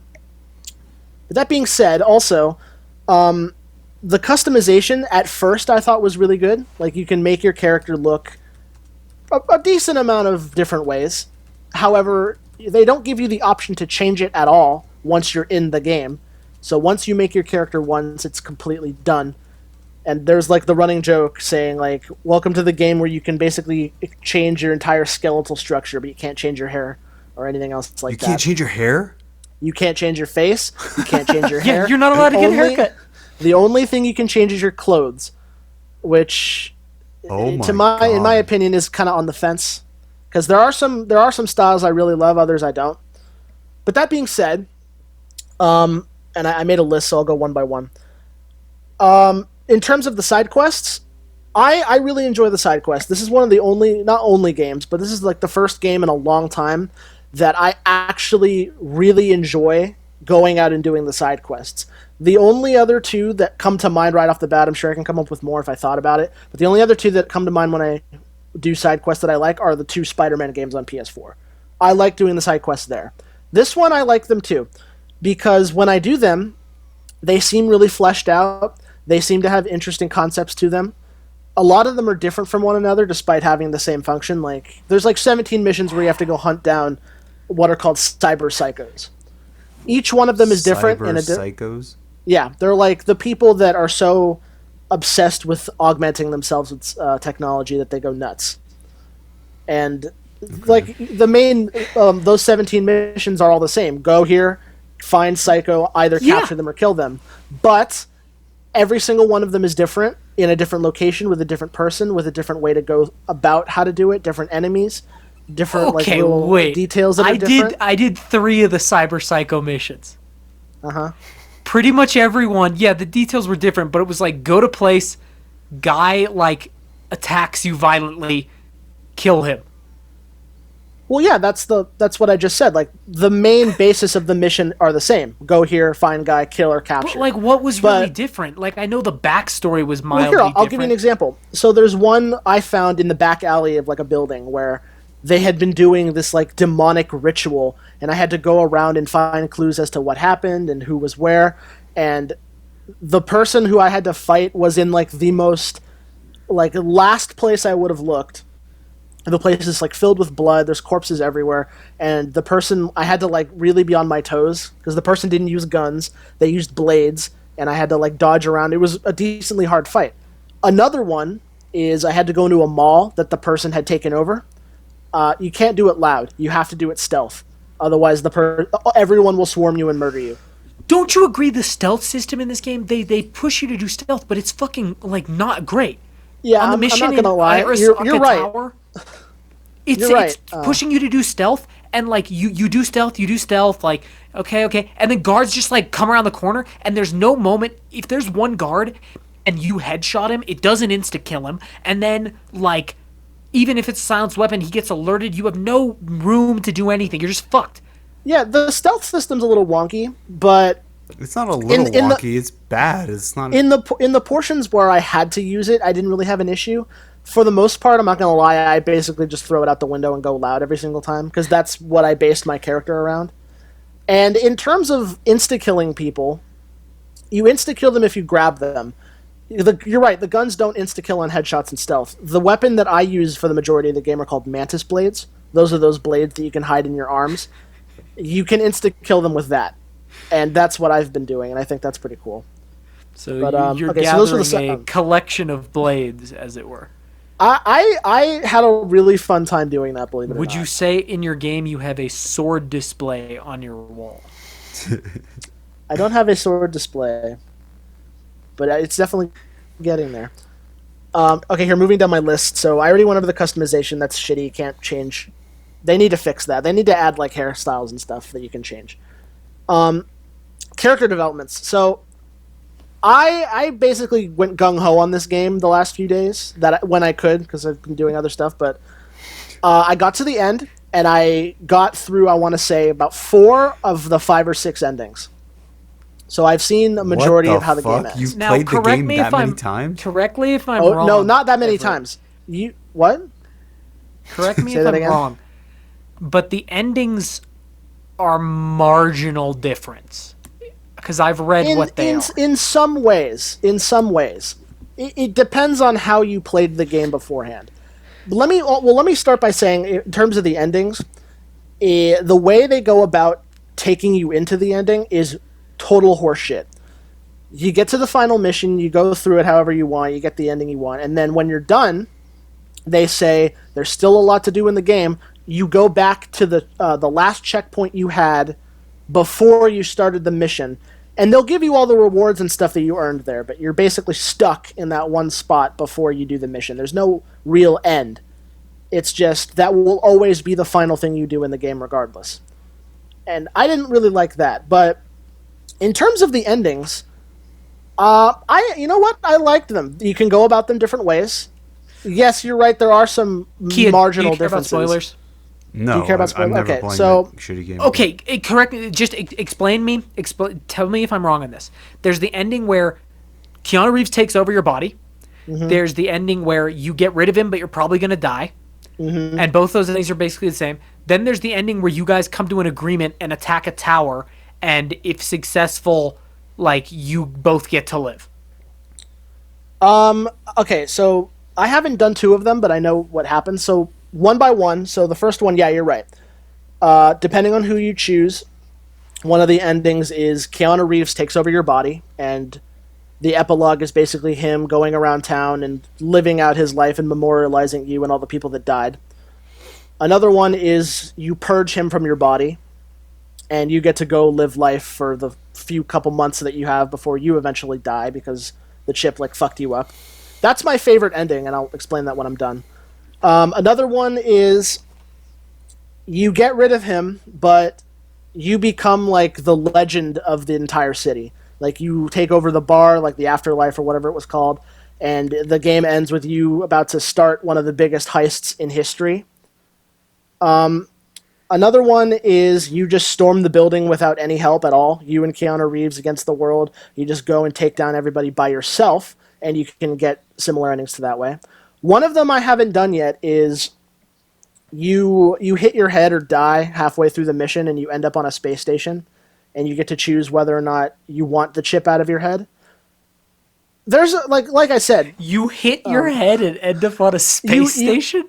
Like I haven't done it, but from what I read, you like end up getting a massive head injury and you end up like on the Arasaka space station. But the one that I really like, which is I think considered the good ending, and this kind of ties back to the whole like character development and side quest thing. There were people that I really liked doing missions for and with in this game, and in one of my playthroughs, I decided to go and I tried one of the romance routes. What's her name? The character Judy. I did one with her, where I went through her entire mission chain, and it was actually, I think, my favorite part of the game. There's one sequence where she takes you into this like flooded out city part of the map. It's like really, really like visually pleasing. And I actually ended up liking her as a character just of like who she was and her backstory. But then towards the end, I thought to myself, when I got there, I'm like, oh, I'm going to end up leaving the city and everybody I know behind. And then they throw a curveball at you and say, oh, look, she's going to show up and go with you. And there's a couple different ways to do that, depending on who you interacted with, or who you decided to get into a relationship with, or who you finished the quest chance for. It slightly tweaks all of the endings. People can come with you, they can stay behind, you can royally fuck them over. There's a whole lot of different variables that have to do with how the game changes. And while you're right, a lot of them are very similar, and you can get a lot of those similar endings. I think it's enough of a change with those little elements, depending on how you played, that make it unique. So I didn't really have a problem with the endings. So I think we're all in agreement. The game sucks. Whatever. I really enjoy the game. I think it can really only go up from here. I didn't have a problem with bugs. That's usually said as an insult, Everett. It's not an insult. I didn't really have the only get any worse. That's what you said. I mean, like the state of the community in the game right now. Like I said, you're right. There are some problems. We're at rock bottom. I 100% agree with you. But that rock bottom for me isn't necessarily a bad thing. I had a lot of fun with it, and I'm still having a lot of fun with it. I think it's. I hate to put it this way, but I think it's like. It depends on how much respect you have for your own time. Well, I really like that, like the whole like technology cyberpunk like world. That's something I'm a really big fan of. I like futuristic sci-fi, but I didn't have the freedom to make my own story. I was like a gangster. Yeah, all of them were some version of like a gangster. Anyway. Yeah, and so, that's the thing I wanted to talk to you about, Kia. The reason I was like okay at first is, you know how you hated Jackie? Yeah. Yeah, so in my like opening I chose, he works for me at the beginning. Like, we're not friends. Oh, interesting. And it was kind of nice. You chose the corpo route, right? Yeah, it was kind of nice because like I didn't have to deal with him. But then the rest of the game, I was just like, whatever. All right, let's move on. Again, okay. That's what? Fine. Okay. Well, no, I we're going to talk about bugs for a second, but we already covered bugs. That. Like the there bugs. There weren't that many bugs. The game itself just was like. There's just bugs. I was gonna say, like, I mean, it's not polished, but that's like the game sucks in general. Like, the game's not fun. You know what's funny though? Like, I have to wonder, like, when those initial delays were announced, somebody must have been saying like, "This is not." Yeah. What it's gonna be. Yeah. I know, and then they act like, oh, like we care about our customers and the experience and blah blah blah, and they are offering refunds, but apparently that was like they weren't allowed to make that offer. Yeah, because like it's up to the like individual platforms. Steam is pretty good about it, and Xbox is pretty good about it. But nothing has changed in terms of like whether or not you'll get a refund. So like when they sort of said we'll refund you, they have to follow the policies of the platform. Yeah. Anyway, we're gonna skip the trailer section because, like, we're just gonna talk about it in the news. All right, let's play Everett's Game of Smartass. Okie dokie. Alrighty, it's Emerson's turn to choose first this week. What would you like? Person, place, or thing? Let's do place. Place. Okay. You guys ready? Sure. Mm-hmm. Here we go. I opened in 1955. I have multiple locations all around the world. Supposedly, I am haunted due to the numerous amounts of death that have occurred here. I have an underground security complex built underneath the grounds. Aside from a very few specific locations, you can't find or drink alcohol anywhere here. I have had to close 5 times throughout history. I use a monorail as a method of transport. I have a castle on the main premises. Disneyland? Yep, Disneyland. Oh. Nice. Interesting. Yeah. Nice job. Okay. Kia, what would you like? You did place, so person or thing? Person. Person. All right, here we go. I am over the age of 40. I was born in Alabama. I am very experienced with many forms of weaponry. I am a master of espionage. I have been to space. In the comics, I have been portrayed as both Caucasian and African American. I was in the very first post-credit scene in the MCU. Nick Fury? Yeah, Nick Fury, nice. Interesting. Okay, so last thing is Sting. You guys ready? Alabama. Yeah, that was really threw me off.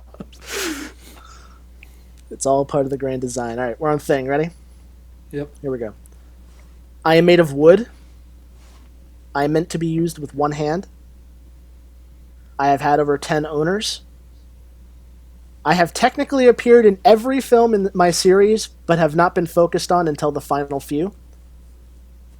I am the most powerful of my kind ever created.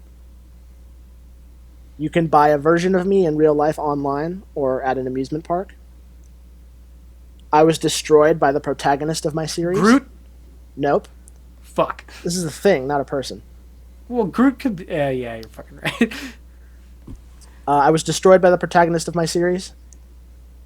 I was supposedly crafted by Death himself. Ow. I am used to cast and create magic. I was most notably used by Grindelwald, Dumbledore, and Voldemort. My initials are EW. The Elder Wand. Nice, yeah, nice job. Okay, yeah. If you hadn't said, I didn't know. I was like, is you it were a leading wand? towards it, right? I thought it was a wand, but I wasn't sure. And then, like, what were the beginning clues? Like, I've been in every single one, but I wasn't focused on. Yeah, because technically the Elder Wand has been in every single Harry Potter movie, but really wasn't focused on until the final 4 or 3. Interesting. Okay. And the first 2 clues were I'm made of wood and am used with one hand. I was thinking of Toy Story, and I'm like, what toy Well, could it To have be real, been? when he said I'm made of wood, I had to physically stop myself from going Pinocchio. Okay, well, you got the final question. Do you want the Yeah, double or let's do nothing? it. All right. Double or nothing question is what, including the Elder Wand, what are the 3 Deathly Hollows in Harry Potter? What the fuck? I, The 3 Okay. Deathly Hollows? Yeah, I know.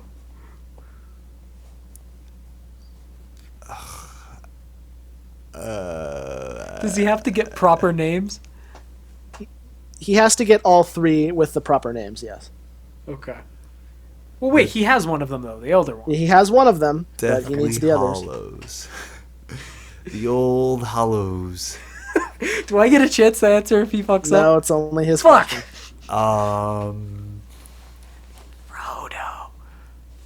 Isn't Voldemort's isn't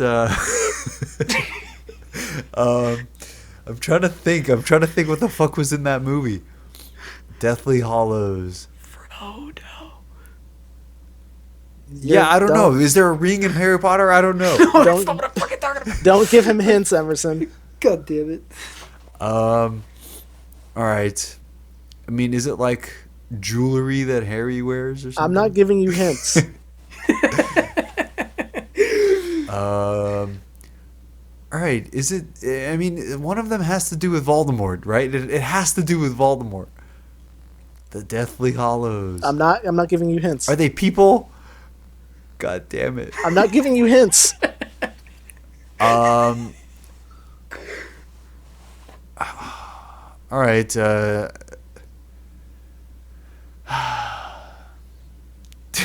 I don't know. I don't know. Like Snape's dead body. I don't know. Can I see if I can get So- them right so- for no points? For no points, can I see if I know them? Okay, sure. For no points, what are they? Okay, so the Cloak of Invisibility That's 1. Oh, that's bullshit. That's not a Deathly Hollow. and like the Seeing Stone or whatever, right? The stone you can see the dead it's with. the Resurrection Stone, but yeah, that's the Oh. second one. The Deathly Hollows. It's the Elder Wow. One, the Resurrection Stone, and the Cloak of Invisibility. That's some lore for you. So you each got... You guys are both still tied. It's 39 to 39. Oh, wait. But didn't I get So- 2 this time? You got two, No, but 'cause I you got voided Disneyland. both your points because you didn't get the final question. that right. fucking. Oh, god damn it. All right, moving on to news. Okay, there was so much news that I'm not even going to list it in the agenda. I am just going to go through them. And for some of them, I'm just going to read the headline because it's too much. But we're going to start with Marvel because that's what we like first, I believe. I also Alright. think it's more interesting. Yeah, there's a lot of stuff. And like I'm trying to find it all comprehensively, but it's okay. WandaVision coming out January 15th. Got a new Saw trailer. the trailer. Yeah. Yeah. You saw Monica Rambeau, who is the younger girl from Captain Marvel, and we saw Catherine Dahan or something. Whatever. Not much to talk about there. The Falcon and the Winter Soldier finally got a full trailer and a March release date. What did you guys think about the trailer? It looked all right. Not really what I thought it would be, especially them saying it's meant to be a movie over 6 episodes. It didn't seem to focus on Bucky that much, despite it being about both of them. It's about the next Captain America, and I think that he's not in contention. And they clearly, like, we already know that they have, like, their own person that they want to be the next one. So it's about that. I just got to say, the biggest takeaway for me is, like, the action sequence with Falcon looked cool. But his costume looks like out of a Halloween store. Yeah. I think it's more based on his original comics outfit, which does not transmute well. I think I transmute. Yeah, like from one thing Translate. to another. Translate. I think it's based on they ran out of money and they gave him like it looks really cheap. Like I'm not talking about the aesthetic. I'm talking about it. The material looks cheap. Its design is like a joke. I don't think it's good. Like I wouldn't buy that figure. It looks bad. We saw a trailer for Loki with a May release date.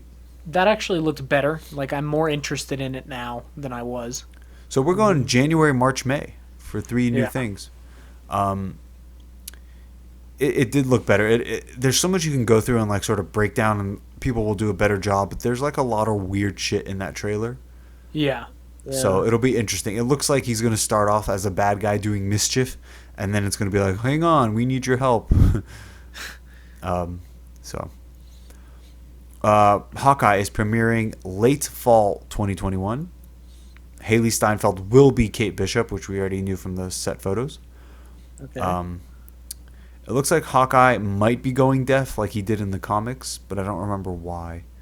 So, also, I heard that Florence Pugh, who is basically going to be the new Black Widow, is also going to appear in that show. Yep. What If got a new trailer, which I thought looked interestingly enough. Like, obviously, it doesn't really. For what it is. Yeah, it doesn't contribute to the overall canon, but it's like T'Challa as Star-Lord. I mean, it's not at the top of my list, but whatever. I'll check it out. He did the voice, I think, for it. So At least there'll finally be a lot of stuff on Disney Plus. yeah. Okay, here's the weirdest shit. This is probably the weird, and I'll just say I'm really only excited for one thing on this. Actually, not even excited. There's only one thing here that really made me, like that really intrigued me, and we'll see if it's mentioned in this part. No, it's not. Okay, this is still shows. Ironheart. Do you guys know what that is? Yeah, it's female Yes. Iron Man. But it's not even female Iron Man. It's like young black girl Iron Man. She's Yeah. supremely unpopular. With a She lot is of people. unpopular. I don't know if it's because she's black. I never read it. It's like she's really new. I am shocked that they're going to that this quickly. Obviously, it's not going to come out until at least after fall 2021. But it's crazy that like that fast they're going to go to the next Iron Man. And Riri, I don't know. Like it's not even that she's not popular. It's that like she hasn't really, I don't know, come on board with the comics either. Like she's not really included in anything that I don't hear any discussions about her. Yeah. So it's kind of like when there's like those extra characters who were heroes for like a brief period of time and then they kind of just get dumped. Like I'm shocked about that one. And by the way, there was no leaks about that either. Like no one was saying that. We have Armor Wars, which examines one of Tony Stark's biggest fears, and stars Don Cheadle, who is reprising his role as Colonel James Rhodes. So basically, his biggest fear is like someone steals the tech. I'm excited only to see them give War Machine like a reason to exist. Yeah. Because now that he's out of Iron Man's it could shadow, be interesting. Yeah, I wonder if he's going to be like sounds mentoring like they're putting Riri. another Iron Man in. Yeah. Like, do you think that they're going to give her own show and then like have her help him in this show? Maybe, I don't know. But is she gonna be like in the Avengers? Is their Iron Man's just back now? They're It's just Iron gonna Heart? have there's gonna be a lot of new Avengers. Why is the show called Armor Wars? It's such a bad title. Yeah, that sounds like a shitty title. Also, why are they acting like someone getting their hands on Stark tech is like a new concept? Isn't that like every movie of his? Like 1, 2, and 3 with someone basically stealing his tech? Well, I don't think it happened in 3. It happened in 1 and 2. 3 was like... No, they I took think he control of just the lost his Iron tech. No one Patriot took armor. it. They did. Yeah, you're right. So, whatever. Again, I'm not interested for Riri. I'm not interested for Armor Wars. I'll watch them, I think. If WandaVision sucks and Falcon sucks, I might be like, I don't know. Then we have Secret Invasion, the previously rumored Nick Fury-led series that will see Samuel L. Jackson reprise his role as S.H.I.E.L.D. director alongside Ben Mendelsohn's Skull shapeshifter Talos. No release dates for any of these. Isn't Secret Invasion like their Skrulls are evil? Secret Invasion is a really cool, that's a really cool story. So number one, they're going to have to reveal someone who's been alive this whole time as a Skrull. And it should have been Maria Hill. Remember when I said that for Captain Marvel, the movie? Yeah. It should have been her. But since they kind of like now made her as like a joke, right? It wasn't she and the wife? Yeah, it was both of them. She was the wife. So they ruined that. So now I don't know who it's going to be. Maybe one of these new characters. Maybe it's Riri. But so that one should be interesting, but I wonder how far they'll go, because you're going to have to commit to like someone as a character needs to turn, like one of the heroes. Needs to be like a traitor Skrull. So we'll see. You know what would be kind of cool? What? It would probably never happen, but can you imagine if like after everything's been reset and Vision comes back? What if it's Vision? Like, I know he's an android, but... Well, you just said it. That's how, it's kind of weird. Also, where would Vision be? Like, it seems like they would have a hard time containing him. Yeah. Whatever. All right, never mind. Oh, I see what you're saying. Like, instead of Vision coming back to life, it just comes up as a Skrull. Mm-hmm. Yeah, possibly. Yeah. All right. Well, what other real options are there? Like, can't be Ant-Man or anyone like that. Like, no big name. It could be have anyone. to be like one of the smaller. That's kind of the point. It could be anyone. Some casting updates on the already announced Moon Knight, She-Hulk, and Miss Marvel. Tatiana Maslany, who said that she wasn't going to be She-Hulk, is going to be She-Hulk. Mark Ruffalo's Bruce Banner is also going to appear. Do you think he's going to be Smart Hulk? I don't know. I feel like that's a big CGI budget. Yeah, they have to, though. Like, they kind of committed to that. He's not going to switch back now. What would be the point? Then I can't imagine him not being in a ton if he's always CGI'd. They'll probably pull something like he loses his power or something and it gets transferred to her. So, Miss Marvel star is going to be Iman Vellani, which we kind of covered that. Apparently, there's some controversy because on Twitter or some shit, they're saying like there's like a certain type of Muslim person who's playing like a different type of Muslim person, and that is like unforgivable. And so there's been some issues. It's on Twitter, so like it's not real, but she's also going to appear in Captain Marvel 2. I really wonder how that's going to work. I don't know that much about Kamala other than the Avengers game. I mean, she idolizes Ms. Marvel. Yeah, I hear that the comics are actually pretty good, so I might try to check them out at some point. There's two major big flaws, though, that I see with bringing her in now. The first one being she's an Inhuman, which means you're going to have to introduce the Inhumans somehow. Do you think she's going to be an Inhuman? There's no other way to put it. That's how she got her powers, was from the What do you mean? Mist or whatever. Like, what are you talking about? She is an Inhuman, meaning she got her abilities from the Is Scarlet Terrigen Witch a Mist. mutant? Well, that's what I'm saying. Okay. But that's how she got her powers. On the warpath.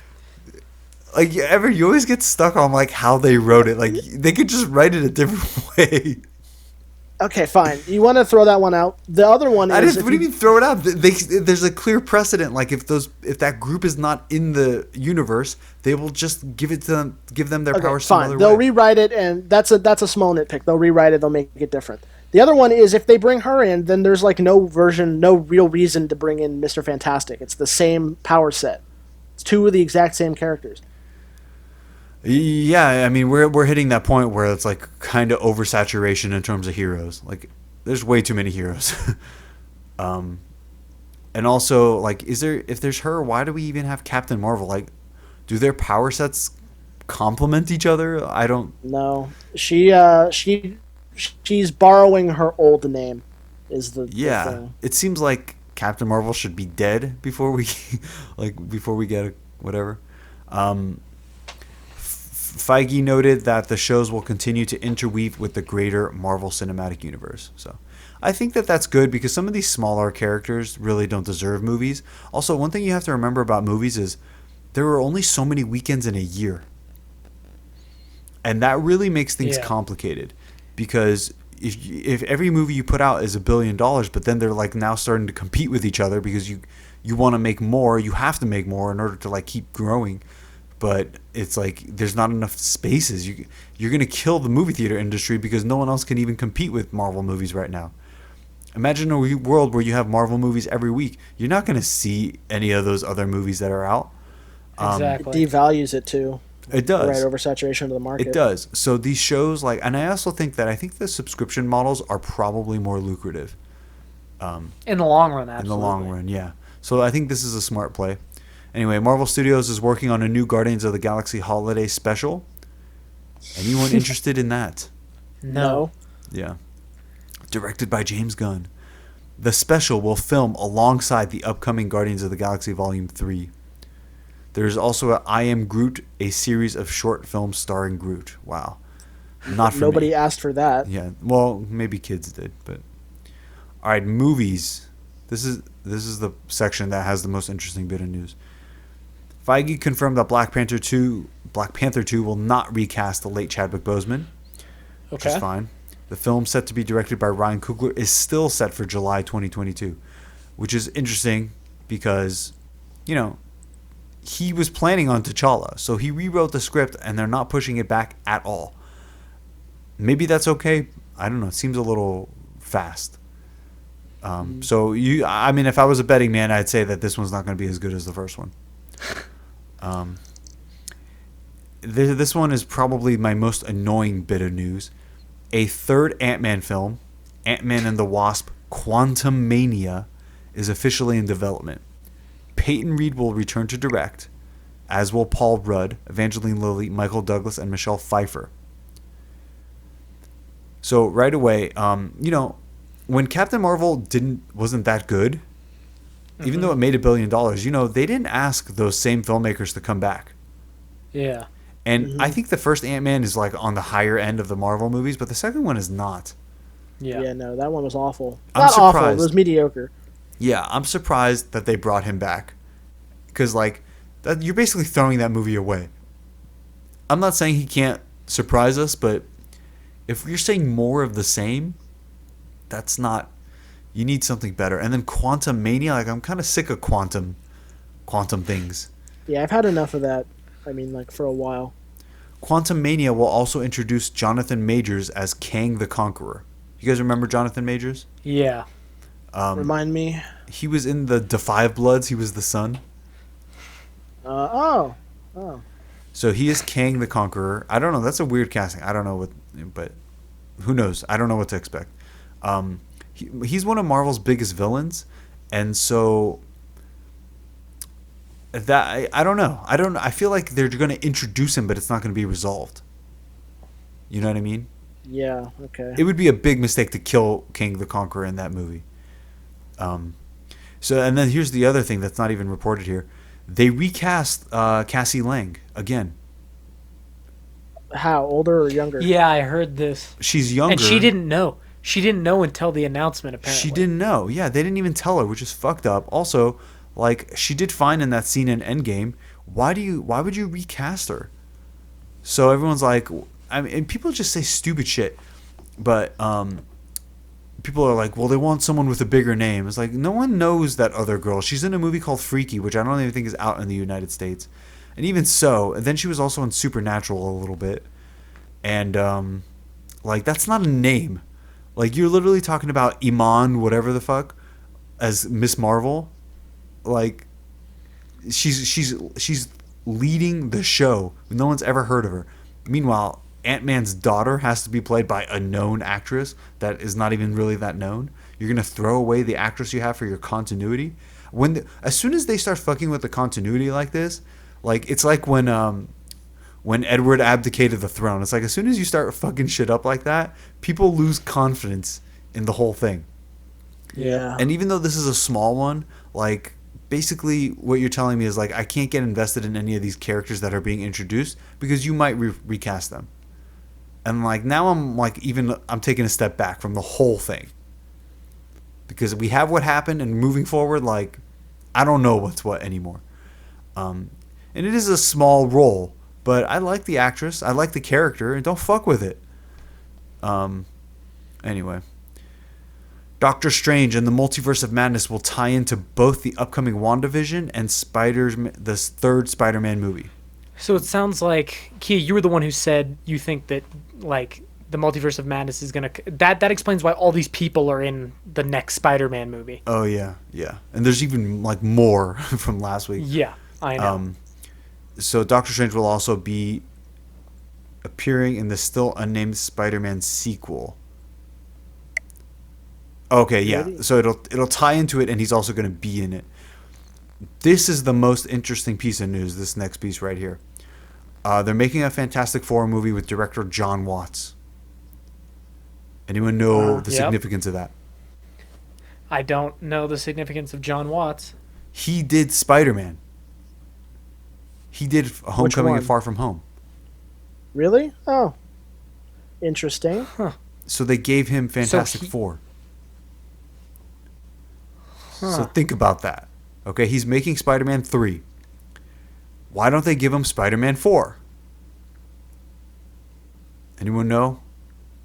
Because there isn't going to be a Spider-Man 4. There isn't going to be a Spider-Man 4. Because it's going to revert. It's the last movie. And so, I was like, I'm looking at that. I'm like, why? Okay, if they're happy with your work, they're not going to pull you off of Spider-Man. And, like, I went online, like, I went on the Reddit that people were talking about it, so I commented. I was like, does anyone else think it's strange that they put him on Fantastic Four, which you assume he's going to be doing multiples of those? Is there no Spider-Man 4 that they would want to keep him for or hold him for? Like, because he's working on a movie right now. Logically, he would do Spider-Man 4. I got nothing but dumbass messages of people, like, just like saying, like, well, Marvel wouldn't do that because of blah, blah, blah. Like, just making shit up. Yep. Just straight making shit up. It's like, you don't know anything. We should start a segment where we pull a couple of, like, classic comments from Reddit on, like, opinion, like the popular opinion. That should be the segment where we pull these comments and read them. There were a few people, like, I'd be down to hear that. Like, so I would put forth, like, the idea that maybe, like, obviously I'm suggesting that the rights are going to revert, but these people are too, like, brain dead to know that. So as you see the conversation, like, as the people are replying to me and then replying to the people who replied to me, the conversation is heading back towards what I initially said. And, like, people think like it's their own original idea. Like, idiots. Anyway, I think that that's probably the biggest news that came out of this whole announcement thing, is that Spider-Man's going to revert. And then they're going to make other Spider-Man movies, and John Watts is, like, they probably want him, but it's going to be a messy contract thing. And so Kevin Feige is like, hey, we love you. Here's another movie. Like, do something else with another movie. Like, we don't want to just let you go because you lost your thing because of no fault of your own. This could be it. Buy your Hot Toys now, people. And that would also explain why they're going all out, like, fuck it. Possibly. Do you think they'll kill him? Or, like, take him away? They should kill him. That would be a fucking badass move. Yeah. They should kill him. But I don't know. If it were me and they were doing that to me and I could get away with it, I would kill him. The death of Spider-Man, like, right there. Why not? Why the fuck not? Yeah, why not go all out? Unless I thought for some reason, like, because, the contract's up, it's going to be messy. Sony is going to try to pull some bullshit and go off on their own. You know that they are. Yeah. So if you thought that maybe you could repair that somehow, I guess don't kill him. And, like, bring him back in. Yeah. Like he gets sucked into the multiverse and just disappears. Yeah. All right, let's move on to Lucasfilm. Star Wars Disney Plus series, Obi-Wan Kenobi, which we already knew. Star Wars is getting 2 new Star Wars shows, both spin-offs of The Mandalorian. Rangers of the New Republic and Ahsoka. Oh boy. Ahsoka should be on The Mandalorian, but whatever. Star Wars The Bad Batch, an animated series about the Bad Batch of clones from the Clone Wars, will debut exclusively on Disney Plus. At least it has the original animation. Star Wars Andor, starring Rogue One's Diego Luna, is coming to Disney Plus in 2022. Andor? Could they not come up with a better name? The Bad Batch gets a shot. The Acolyte, a new Star Wars series helmed by Russian doll director Leslie Headland, set in the High Republic era of the franchise, is coming to Disney Plus. That could be something. Hayden Christensen is returning as Darth Vader in Obi-Wan Kenobi. Hell yeah. I mean, I don't know to what extent. If they're going to show his face, like, burned up, that's okay. But otherwise, why? We don't need him. Flashbacks, I guess. Like, the guy from Rogue One was fine. A Droid Story. A new project for Disney Plus will feature a hero alongside R2-D2 and C-3PO. Oh my god. Are they just going to take every character from Star Wars and just give them a property? Every character gets a show. The Gonk droid gets a property. They're going to destroy it. You guys see this. Like, you see what's happening, Yes. right? Yeah. Yes. They're going to destroy. They're going to oversaturate. It's going to be bad quality. Sure, the fans will eat it up, but it's not going to do as well as the Marvel stuff, and they're not going to know what to do, and it's going to just kill the whole thing. Yeah, my god. Star Wars The end times and Lando I. is a new event series coming to Disney Plus. I don't know what event series is. Star Wars Visions is an upcoming anime anthology series. I mean, that could be better. Star Wars movies. Patty Jenkins, who's directing Wonder Woman, will be directing the next Star Wars movie, Rogue Squadron. Yeah. So, What? I mean, yeah, it's going to be like a fighter. I Could be mean, interesting. that's like an interesting concept, Yeah, but that's the best thing I heard so far. Disney also discussed the untitled Taika Waititi Star Wars movie. Why would he do Star Wars? First announced in May, that had already been in development, so they didn't call it anything or whatever. Disney Animation and Pixar, there's like Raya and the Last Dragon, Baymax, Zootopia Plus is a new series, Tiana, based on The Princess and the Frog, a long-form musical comedy series for Moana, Encanto, a new movie set in Colombia with music written by Lin-Manuel Miranda, Iwaju, a original long-form series. I think that's the one with the dumpling, like it's the same person who made that dumpling short. Mm-hmm. Pixar, Burrow, whatever. So, Pixar popcorn shorts, Doug Days, a new series featuring the beloved dog Doug from Up. I thought it was whatever. A car series following Lightning McQueen and Mater. Win or Lose, Pixar's first original long-form animated series about a middle school softball team. Luca, a movie set in Italy about a boy named Luca. Lightyear, an origin story for Buzz Lightyear, who will be voiced by Chris Evans, hitting summers 2022. What? Turning Red, yeah. The astronaut that Buzz Lightyear is based on. Okay. That could be horrible or great. I'm going fast because I have to go soon. Turning Red, about a 13-year-old girl going through puberty that transforms into a giant red panda. Oh, that might be the dumpling one. Will Smith and Chris Hemsworth will star in series for National Geographic. Whatever. Ice Age is getting a spin-off series starring Simon Pegg. Okay. And let's see. Anything else here? Okay, just some other stuff. Beauty and the Beast will star Luke Evans and Josh Gad and will have new music composed. Okay, that's weird. They're redoing it? Yeah, it seems like it's going to be a show. I don't know. Dude, there's so much stuff. It's too much. Swiss Family Robinson, Percy Jackson and the Olympians coming back. Yeah, I saw that. They're redoing it, I guess. It's going to be a show. It's not a movie. Oh, okay. The Mighty Ducks Game Changers, a new one. Turner and Hooch, that's the Tom Hanks one. But now it's going to be Josh Peck and some other dog. Big Shot. Whatever. The Mysterious Benedict Society, I think that's a book. Yeah, there's Handmaid's Tale was renewed, blah, blah, blah. It's Always Sunny in Philadelphia coming to FX again. All right, yeah, that's enough of that. Now I'm just gonna run through. Headlines. Andrew Garfield, Kristen Dunst, and possibly Emma Stone confirmed for Spider-Man 3. Yeah, everybody. Tobey Maguire's still in talks, but it seems like he is back on board. Did we already say Alfred Molina was in? Was that? I think we said that last week. Yeah, we talked about it. So pretty much everybody. Listen, if they want to make Emma Stone Spider-Gwen, I'm okay with that.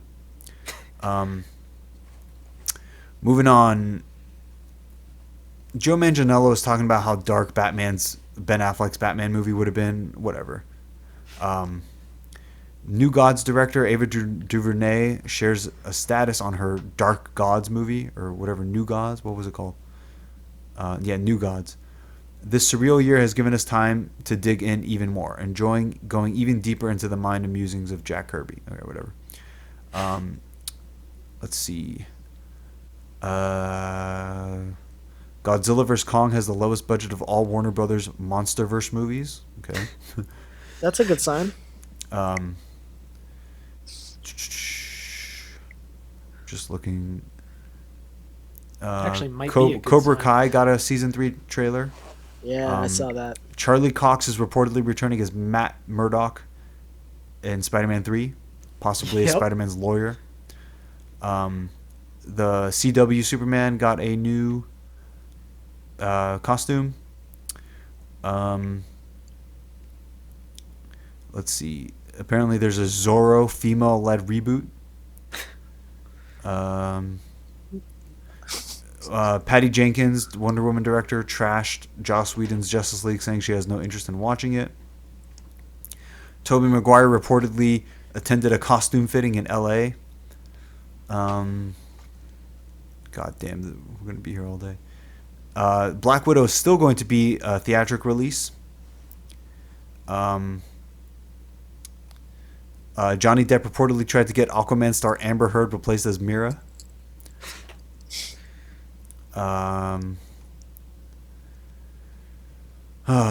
Let's see.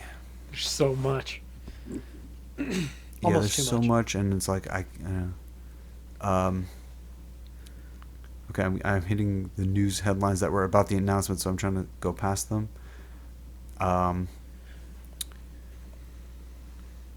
Apparently, Obi-Wan is going to fight Darth Vader in that show. Okay. Which doesn't make sense, but okay. Yeah. Matt Murdock might show up in the She-Hulk story as well, because she's a lawyer. House of the Dragon added some new people. That's the Game of Thrones prequel. Lady Sif going to be in Thor: Love and Thunder, which means she's probably going to get murdered. She might also appear in Loki. Chilling Adventures of Sabrina. It looks like it's getting canceled. Justice League, Warner Brothers announces that they're going to do remedial actions towards Ray Fisher's accusations. Like, they kind of did, like, distance themselves from Joss Whedon recently, I think. And so we're never going to hear what the actual outcome was, but yeah. They basically said he was telling the truth. John Mulaney's Spider-Ham will return in Marvel Contest of Champions. What? Yeah. Let's see. The Witcher star Henry Cavill forced to take a hiatus from filming season 2 after suffering injury. Zack Snyder restoring the IMAX ratio for apparent re-release of Batman vs Superman. Okay. Yeah. Blade seemingly arriving in theaters before Captain Marvel 2. I'm okay with that.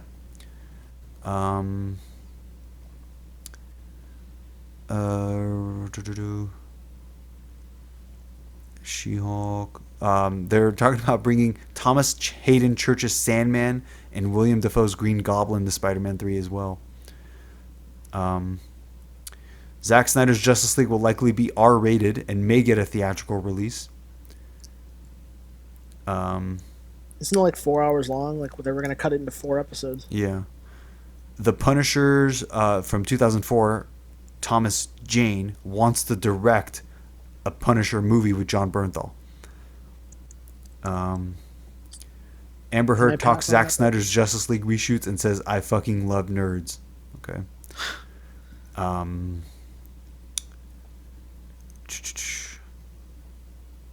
George Lucas defends pretty corny dialogue in the prequel trilogy.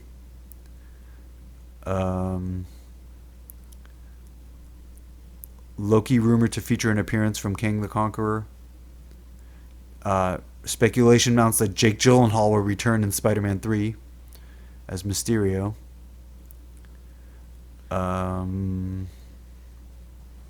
Let's see. Tom Cruise recently yelled at his crew for breaking COVID protocols.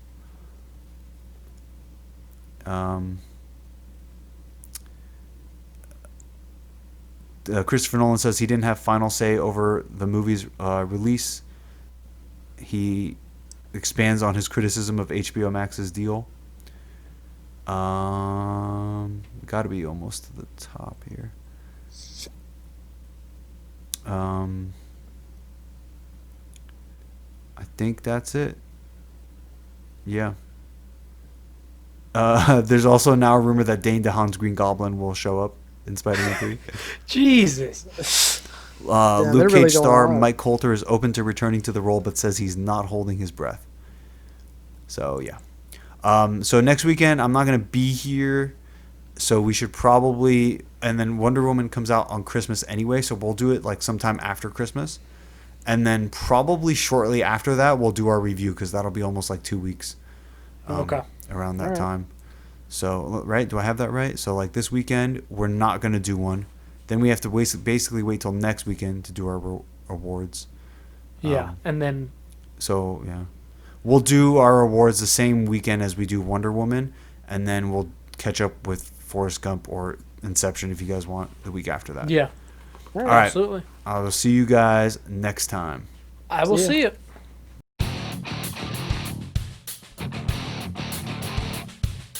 Thank you for listening to the Iron Coop Fights Movies. If you enjoyed the show, please be sure to like, share, subscribe, and most importantly, review our podcast on iTunes so that we can spread the show around. To contact the show, you can reach us at theironcoob@gmail.com and on Instagram at theironcoob. Join us for another edition of the Iron Coop Fights Movies.